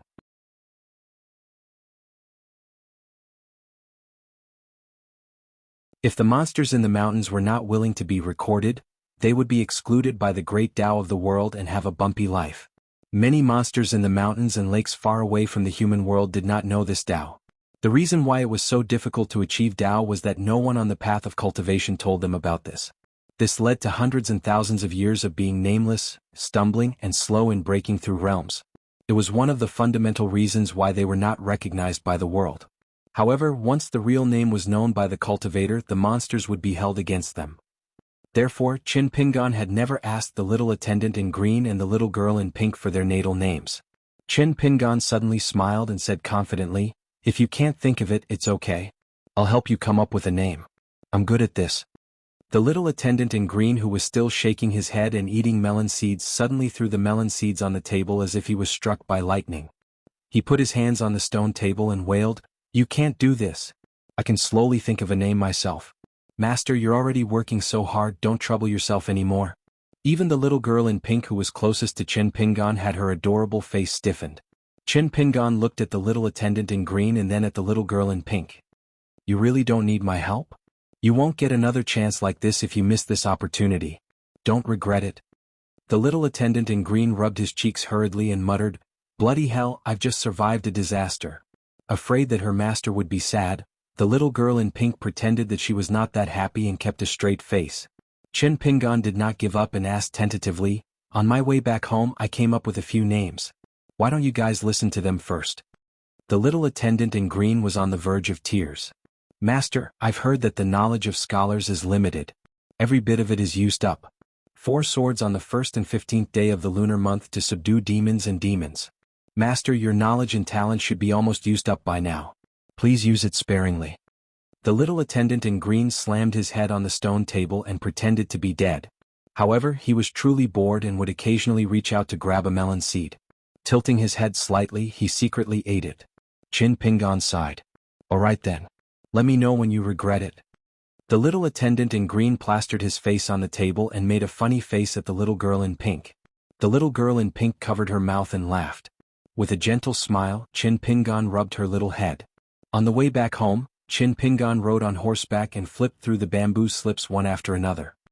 He browsed through the beautiful words on them carefully so that he could come up with a nice name for the 2 little fellows. It was a pity that heroes had no place to display their talents. After they were done with their discussion, the 2 little fellows stood up and bade farewell before running off at a breakneck speed. Chin Pingon could not help but laugh. He sat where he was. There were still some melon seeds left on the table that the little attendant in green had not finished eating. He picked them up one by one and ate them alone.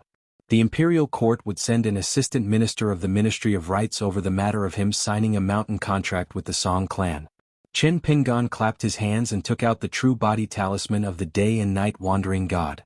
He was a little hesitant.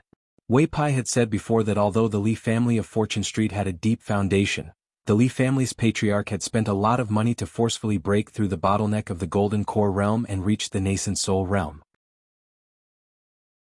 Moreover, this nascent soul realm cultivator, who was extremely young compared to the cultivators outside, was used to the small world of the early years after the restriction of the Black Pearl Grotto heaven was broken. Now that he had returned to the big world, it was a disaster. His foundation was too shallow and his realm was too high. As a result, it formed a dangerous situation where seawater poured in. He needed to spend immortal money to build a dam to prevent the continuous invasion of the Murkyine aura. In addition, the Li family had now taken over a big house for the descendants of a fallen noble in the capital of Dali. The expenses were huge, so the Li family was really short of money now. The original 4 surnames and 10 clans of Fortune Street and Peach Leaf Alley in the small town had changed greatly. Some had already moved out and then there was no news of them. Some had been silent since then. It was unknown whether they were accumulating power or being harmed by unknown schemes behind the scenes. Some clans that were not included in this list back then, such as the Xie family of Peachleaf Alley that had produced long eyebrows, were now second to none in Peachleaf Alley because of the patriarch of the North Continent's Lord of Heaven, Xie. On the second floor the old man said, "Start practicing martial arts tomorrow." Qin Pingan responded and stood up. He went to the small pond behind the bamboo building. The pond water was so clear that the bottom could be seen. After Wei Pai opened up this small pond, the source of the water was not simple. It came directly from Mount Biyun. Then he threw the golden lotus seed into it. Qin Pingan squatted at the side and patted the ground gently. He smiled and said, "Come out." A little lotus figure broke out of the ground. There was no mud on her body. She giggled and pulled Qin Pingan's green robe. She sat on Qin Pingan's shoulder. Qin Pingan had already told Wei Pai to help take care of the little lotus figure. Wei Pai's eyes were in a daze. He just nodded. He looked at the small pond for a while. Of course he could not see a flower. Qin Pingan stood up and led the little lotus figure to the first floor. This was Qin Pingan's official residence. Many items were left here. When Qin Pingan was not at Luapa Mountain, the girl in the pink dress would clean it every day. She also did not allow the little boy in green to enter. Qin Pingan sat at the table and suddenly smiled. He was still wearing his green robe. Then should he be the accountant again? Carefully take stock of his current belongings? The little lotus figure jumped onto the table and began to run around. She checked the items and books on the table to see if they were neatly arranged. She looked meticulously. If anything was not neatly arranged, she would gently move them. The little guy was very busy. Qin Pingan suddenly caught a glimpse of a seal box on the table. After opening it, there was a private seal inside.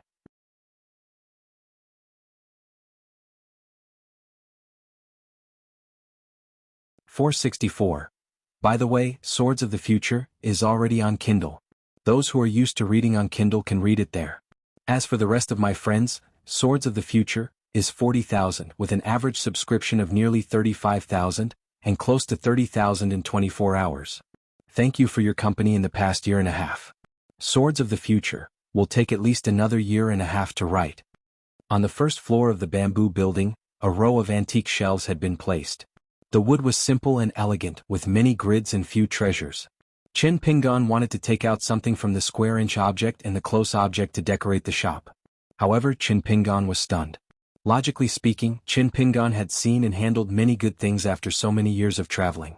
However, it seemed that other than the gift from Lu Tai from the Fuming Sect, the gift from Wu Yi from the Xiang Prefecture, the painting of a court lady that Qin Pingan bought from the Crying Ape Street in Poolwater City, and a few small items given by the old shopkeeper as a reward, there was not much left. His family's wealth was thinner than Qin Pingan had imagined. Each treasure was like a leaf of duckweed spinning in the water, disappearing and disappearing at will. Qin Pingan suddenly thought of the pass on the border between the Shirhao nation and the Malay nation. Stay Pass. It was called Stay, but in fact it could not keep anything. Some were temporarily lent to others, such as Wei Xian's ancestor Du Armor West Peak, Lu Baixiang's Narrow Saber, Still Snow, Sui Yu's Sword of Infatuation, Wei Pai's Jade Token, I'm Good at Nurturing the Great Spirit, Gukan's Tuyama Halls and the Fake Glazed Pavilion, and so on. Most of them were directly given away, such as the City God's Blessing Seal from the Tsai Nations to Aji County. Everyone from the Luapa Mountain and the Cliff Academy had received a gift from Qin Pingan. Not to mention these acquaintances, even the dog meat shop in the Shirhao Nation, Qin Pingan could give a small sum of money. In the mountain forest by the Spring Flower River in the Malay Nation, Qin Pingan gave money and medicine.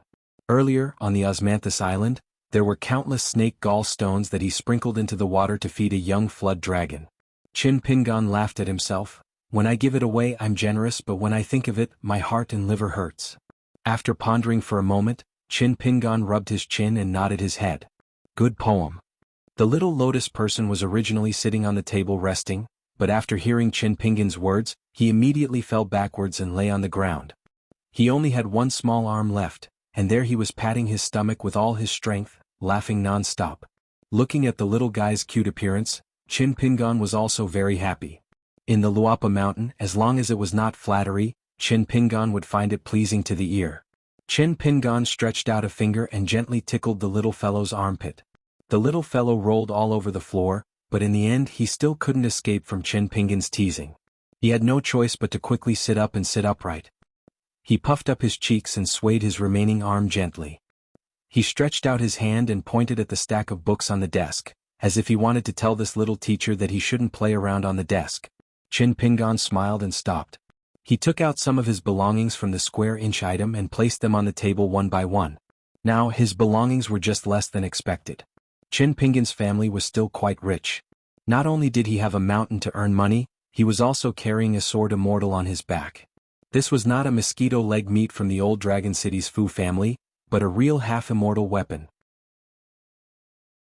The golden wine robe that was peeled off from the old nascent soul of the Flood Dragon Valley was a relic of an immortal who cultivated overseas. The unknown immortal failed to ascend and could only reincarnate. The fact that the golden wine robe did not turn into ashes was a proof in itself. Therefore, Chin Pingan was not too surprised to know that the golden wine robe could grow into a half-immortal weapon by eating the golden copper coins. An incomplete walnut bracelet, each of the core carvings was equivalent to a fatal blow from an ordinary gold core earth immortal. The thin green robe was not a magic treasure, but Chin Pingan liked it very much. He always felt that the white robe of the golden wine robe was too eye-catching. The walnut bracelet and the green robe were also brought along when he went to the North Continent. There were many items on the table. The two seals were still placed in the center of the hall, surrounded by stars and moons. Chin Pingan began to calculate silently. It was impossible to not pay back the debt. Julien had once said from experience that borrowing money was the best test of friendship. Often, many so-called friends would not be able to remain friends if they lent money to each other. However, there would always be one or two who would return the money they borrowed. Julien also said that there were two types of repayment. One was that they would return the money when they had it. The other was that they could not return the money for the time being, but they would greet them every time and would not hide. When they had more money, they would return the money. During this period, if you urged them, they would apologize out of guilt and would not complain. Julien said that this type of friend could last for a long time. They would not complain about being friends for a lifetime because of gratitude. At that time, Chin Pingan smiled and asked Julien, "Are you planning to borrow money? And you won't return it to me for the time being?" Julien lowered his head and rubbed his hands. He said that the young master was a learned man and could predict the future. The hunchbacked old man really shamelessly borrowed some snow from Chin Pingan. In fact, it was only 10. He said that he wanted to build a private library behind the house. Of course, Chin Pingan would lend it to Julien. As a martial artist in the far travel realm, to a certain extent, he was involved in the martial arts fate of an entire country. To think that he would need to nag for half a day just to borrow 10 snowflakes to spend money. Chin Pingan felt indignant for Julien, but since they had agreed on 10 snowflakes to spend money, he meant 10 snowflakes. Chin Pingan requested that when Julien finished building the library, it must be in the forbidden area of Luapa Mountain. No one was allowed to enter without permission. Julien agreed. Chin Pingan estimated that the bookstore business in Longquan County City would be prosperous for a while. It was even more ethereal than Shui Dongshan's courtyard in Cliff Academy. He had to practice boxing again tomorrow. In a daze, he seemed to see a blooming flower swaying in the distance in a filthy place where people's hearts were haunted. Chin Pingan did not wake up. Instead, he fell into a deep sleep. The lotus figure sat on the edge of the chair next to him. He raised his head and gently swayed his legs. He saw Chin Pingan with a smile on his face, as if he was dreaming of something beautiful. The sun rose from the east. Soon, the morning glow spread for thousands of miles. The bamboo house shook. Chin Pingan, who had slept in the chair for the whole night, suddenly woke up. He took off his boots, rolled up his sleeves and pants and went up to the second floor. Outside the house on the second floor, Chin Pingan paused for a moment. He lowered his gaze and turned his head to look. At that time, Shui Dongshan must have been sitting here. He did not enter the house. With his youthful appearance and temperament, he finally met his grandfather after 100 years. The two of them sat across from each other. No one knew what they talked about. Chin Pingan was just about to step into the house when he suddenly said, "I'll go say hello to Shi Ro. I'll be back soon." The barefoot old man turned a deaf ear to him. He sat cross-legged and closed his eyes in concentration. Chin Pingan jumped down from the second floor. He did not put on his boots. He quickly arrived at the place where several houses were built adjacent to each other. Julien and Pei Qian had not returned yet. Only Shi Ro, who lived in seclusion, and Xin Yuanji, who had just come up the mountain, were left. He did not see Shi Ro.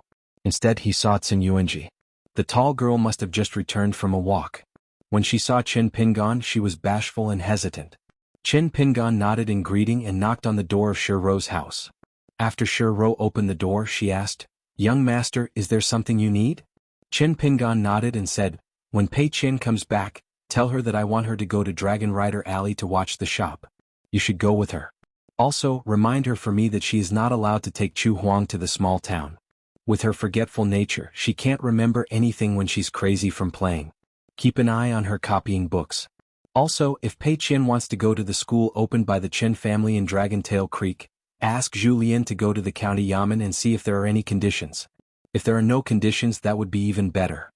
Shiro agreed. She hesitated for a moment and asked, "Young master, can I stay on the mountain?" Chen Pingan smiled and said, "If you really don't want to deal with outsiders, that's fine. However, I suggest that you adapt to the small world of Longquan County and go to the civil and martial temple to take a look. Even further, there's also the Tiefu River Water God Temple. In fact, you can take a look at all of them. It's always good to be familiar with them. Your roots are delicate and can't be concealed. Even if Wei Pai doesn't say anything, there are many capable people in Dali. Sooner or later, you will be seen through by people with ulterior motives. Of course, this is only my personal opinion. I won't force you to do what you want in the end." Shiro smiled and nodded, "Then I'll try."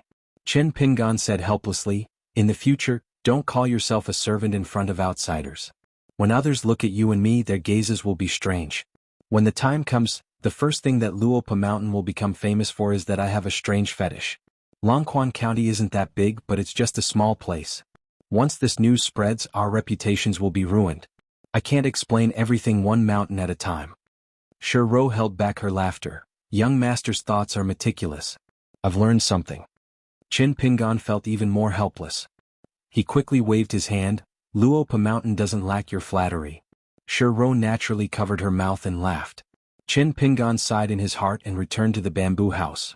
Not far from the house, there was a young girl who seemed to be taking a stroll but was actually secretly sizing them up. She was already covered in goosebumps. Sun Yuanji tiptoed and quickly slipped away. She felt that she had seen an incredible truth. After closing the door, Sun Yuanji patted her chest and muttered, "Don't be afraid, don't be afraid. This is good. Most likely, she won't have any bad intentions towards you." The young girl's heart was filled with sorrow. She originally thought that after moving away from her hometown in Jingji, she would no longer have to deal with those frightening and powerful men. She never thought that when she was young, she would encounter such a young and mischievous mountain lord. After arriving at Luopa Mountain, old immortal Zhu did not like to mention anything about the young hill master. He allowed her to beat around the bush, but all he said were good things that she did not dare to take seriously. As for the charcoal girl named Pei Qian, she came and went like the wind. It was difficult for Sun Yuanji to even talk to her. On the second floor, when Chen Pingan stood still, the barefoot old man opened his eyes and stood up. He said in a deep voice, "Before we practice, let me introduce myself. This old man is called Chui Cheng. I was once the head of the Chui family." Chen Pingan was a little surprised. This was the first time the old man had introduced himself. The old man said slowly, "Gentleman Chui Ming Huang. I was the young man who came to Liju Cave Heaven to collect a debt on behalf of Lakeview Academy. According to the genealogy, this kid should call Chui Dong Marshal Granduncle. His bloodline was once the concubine of the Chui family, but now it's the eldest son of the first wife. My bloodline was implicated by this boorish man and has been removed from the Chui family. All the children of my bloodline have been removed from the genealogy. They were born in different ancestral halls and died in different graves. This is the greatest pain of a rich and powerful family. The reason why I've fallen to this point is that I was once delirious and wandered the streets of Jianghu for more than 100 years. If we really want to settle this debt, it's very simple to use martial arts. We can go to the Chui family's ancestral hall and settle it with a punch or two. But if it's me, Chui Qing, and my grandson Chui Dong or Chui Dong Shan, as long as they still think of themselves as scholars, it's very difficult because they can't find fault with the family rules." Chen Pingan nodded to show that he understood. In the long river of time in the lotus flower-blessed land, in the history of Songlai Kingdom, there was once an extremely powerful high-ranking official. Because he was a concubine's son, he had a dispute with the local family over his mother's memorial tablet and genealogy. He wanted to discuss it with his elder brother, who had no official position, so he wrote many sincere letters back home. At first, his elder brother ignored them. Later, he probably annoyed his younger brother and finally replied with a letter, directly rejecting the proposal of the Grand Secretary. The words in the letter were very rude. One of the sentences was, "You can care about the affairs of the world, but you have no right to care about the family affairs." That high-ranking official didn't get what he wanted until his death. At that time, the entire officialdom and scholarly circles agreed with this small rule. Then why didn't Cui Qing show up in the family and give a punch to those ants in the ancestral hall? Why didn't the Grand Secretary of the Lotus Flower-blessed land directly use public power for private purposes and force a cow to drink water with an official document? He could obviously do it, but he didn't break this seemingly fragile rule? Qin Pingan thought for a while. This was probably one of the reasons why Cui Qing was able to reach a realm where there was no one in front of him and why that Grand Secretary was able to occupy such a high position in the imperial court. Once Qin Pingan made up his mind to establish a school in Luapa Mountain, it could be said to be extremely complicated, but it could also be said to be relatively simple. It was nothing more than being pragmatic, like a swallow holding mud in its mouth, accumulating a little to make a mickle. Focusing on the person, focusing on the reason, slowly but surely, steadily and moving upwards. Qin Pingan needed to think more, learn more and do more. Cui Qing suddenly said, "Cui Minghuang is not simple. Don't underestimate him." Qin Pingan was somewhat speechless. What right did he have to underestimate a gentleman of the academy? Qin Pingan had already experienced the power of the sage of Lakeview Academy at the Brushwater Mountain Manor. Zhong Kuei of the Tongya continent was also a gentleman of the academy. Cui Minghuang was known as Lakeview Young Gentleman. He was one of the two most outstanding gentlemen of the Academy of the Aquarius continent. According to the agreement with the imperial tutor of Dali, who was also his martial granduncle, Cui Minghuang would openly leave Lakeview Academy. As a gentleman of the academy, Cui Minghuang would become the deputy hill master of Dali's Linlu Academy. And the first hill master of Padding Cloud Mountain was supposed to be the old dragon who appeared in the world as the old assistant minister of Huangting country. Together with a native scholar of Dali, one chief and two deputies, 3 hill masters were all transitions. When Linlu Academy obtained the title of one of the 72 academies, Qing Shuidong would step down from his position as hill master. The old scholar of Dali would be powerless and unwilling to fight for it. Cui Minghuang would go with the flow and become the next hill master. In this way Lakeview Academy would gain face. Of course, most of the benefits would fall into the hands of Cui Dong. Cui Minghuang, who had long been a pawn of Cui Dong, would be satisfied after obtaining the position of hill master of the academy. After all, this was a great honor and was almost the pinnacle of a scholar. Moreover, as long as Cui Minghuang was in Longquan of Dali with Cui Dong's ability to calculate, even if Cui Minghuang had more lofty ambitions, he could only be a teacher under the eyes of Cui Dong. However, later on the situation changed unpredictably. Many trends were even beyond the expectations of the imperial tutor, Cui Dong. For example, the imitation of the Baek Okekyung building by Dali almost became a joke in the world. The late Emperor Song Yongchun was severely injured. Dali's cavalry went south in advance, and Cui Dong's many schemes in the central part of the Aquarius continent also began. Lakeview Academy was tit for tat.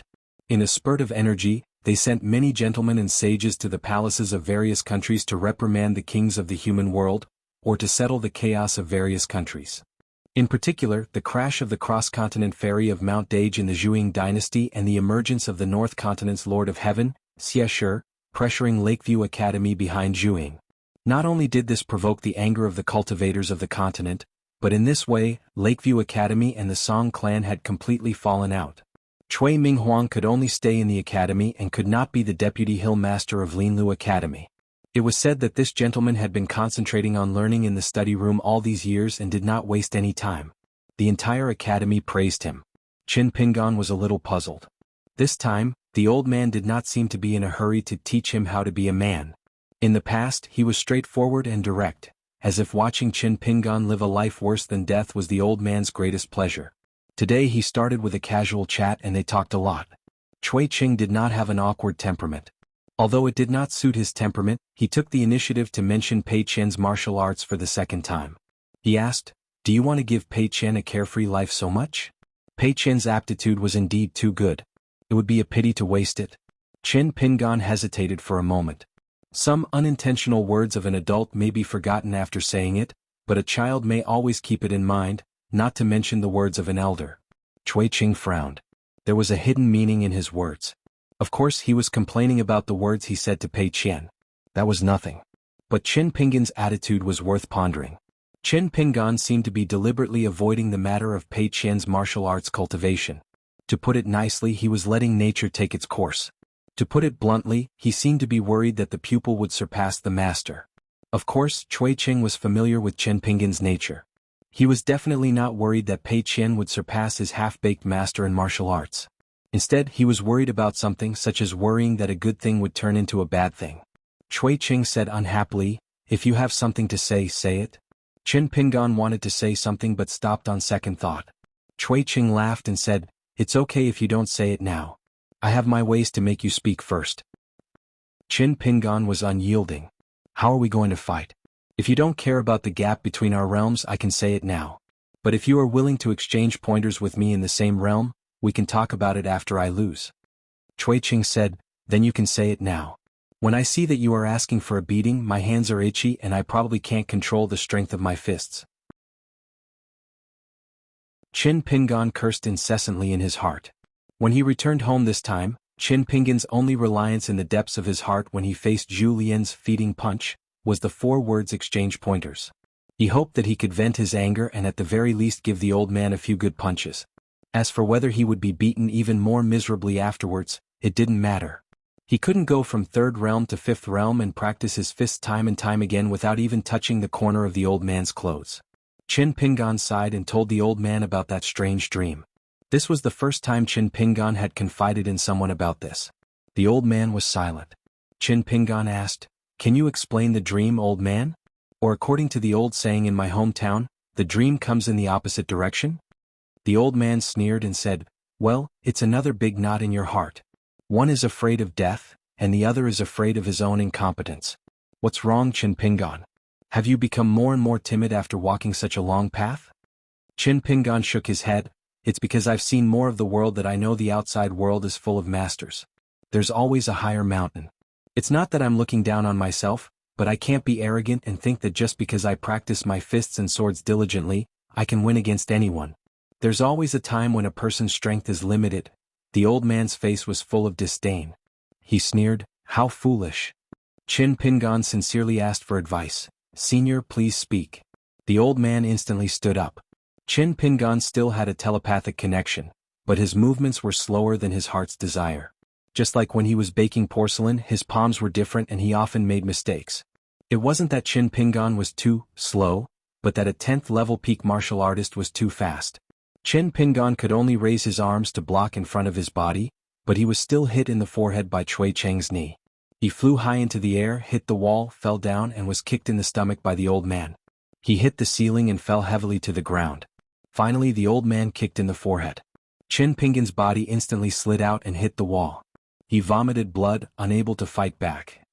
What a vengeful person. Sneak attack with a knee was Qin Pingan's tactic. Cui Qing crossed his arms and stood in the middle of the room. He smiled, "If you don't pay a price for my priceless advice, I'm afraid you won't know how precious it is and won't remember it."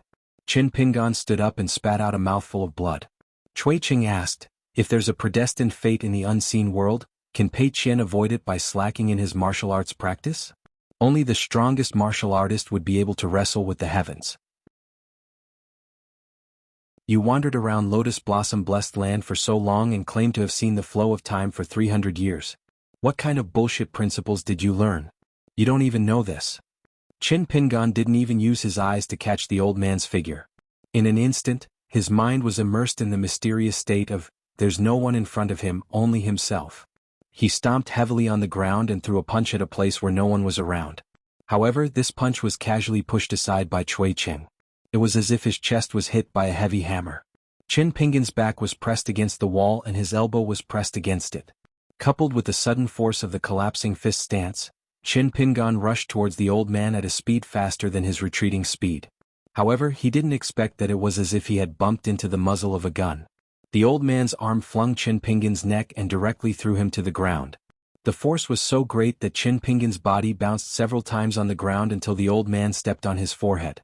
The old man lowered his head and looked at Qin Pingan, who was bleeding from his 7 orifices.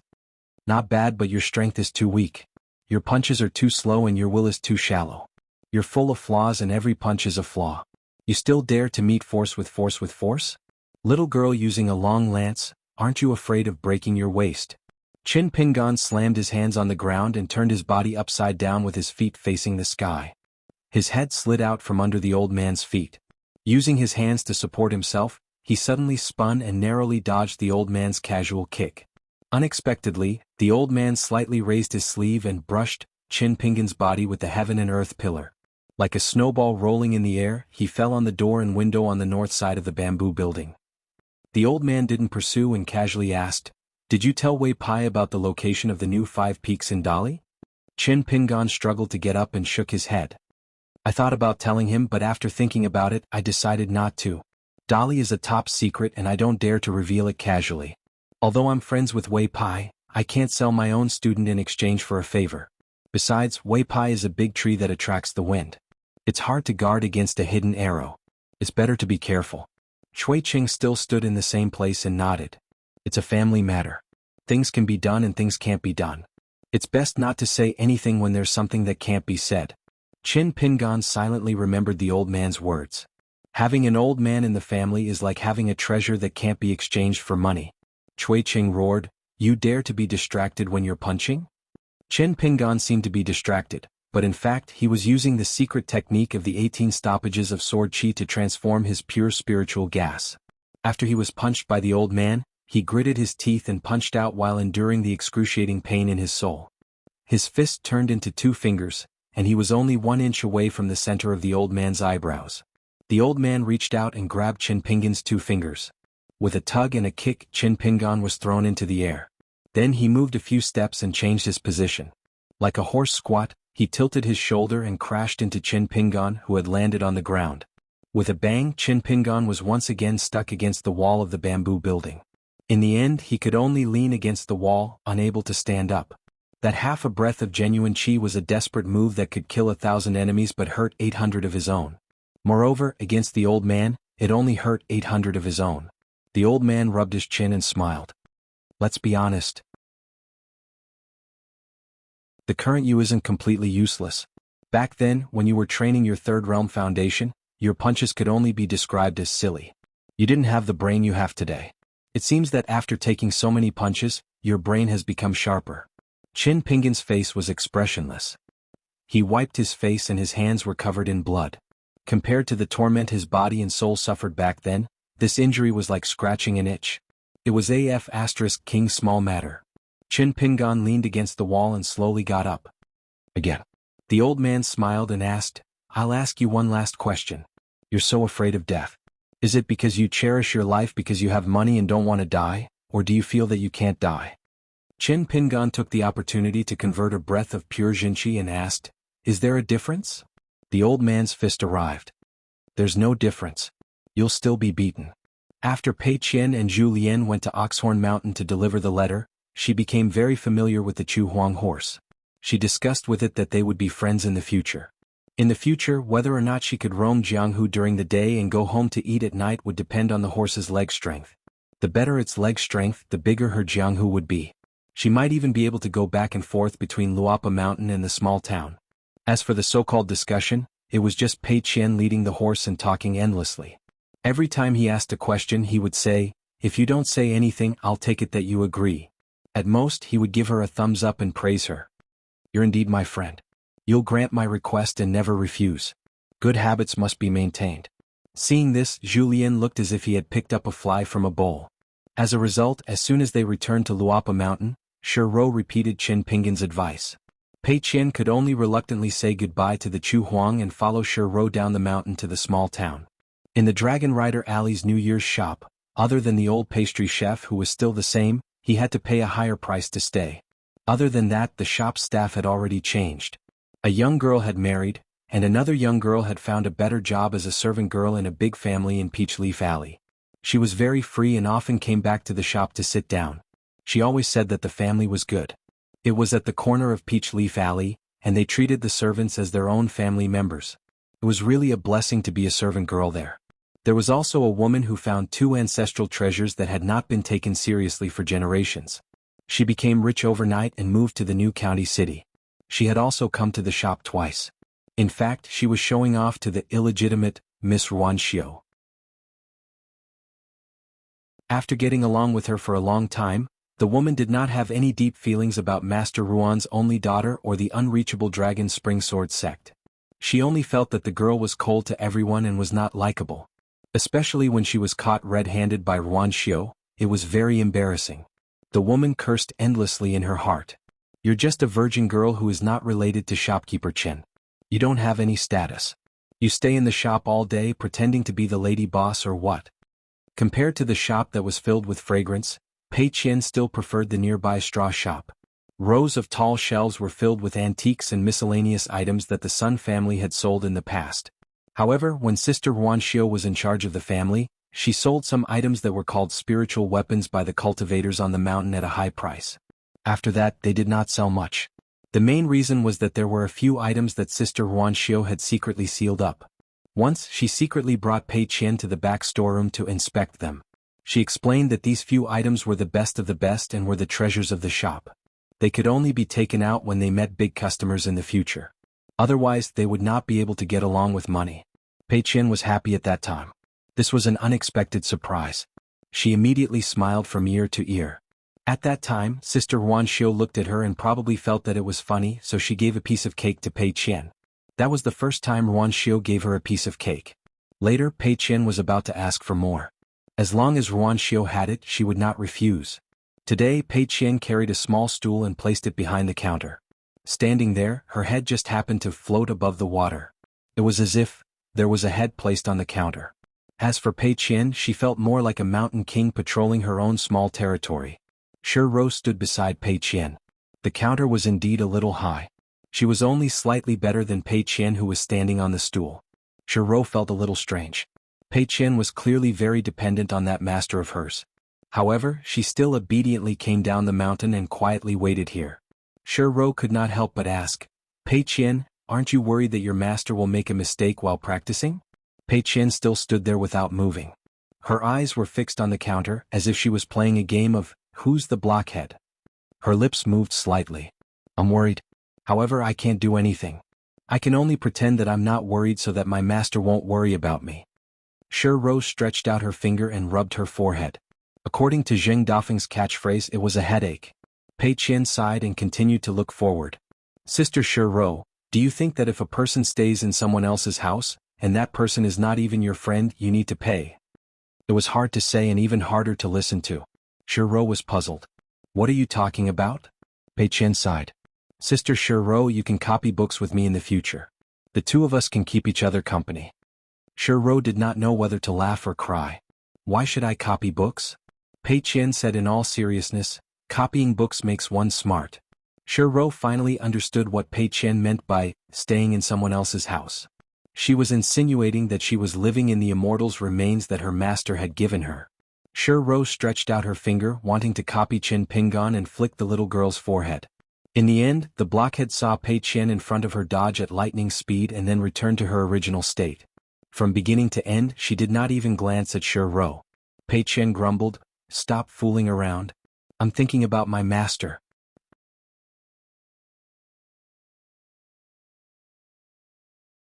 "465. On the second floor of the bamboo building. Qin Pingan sat cross-legged with his fists on his knees, panting heavily.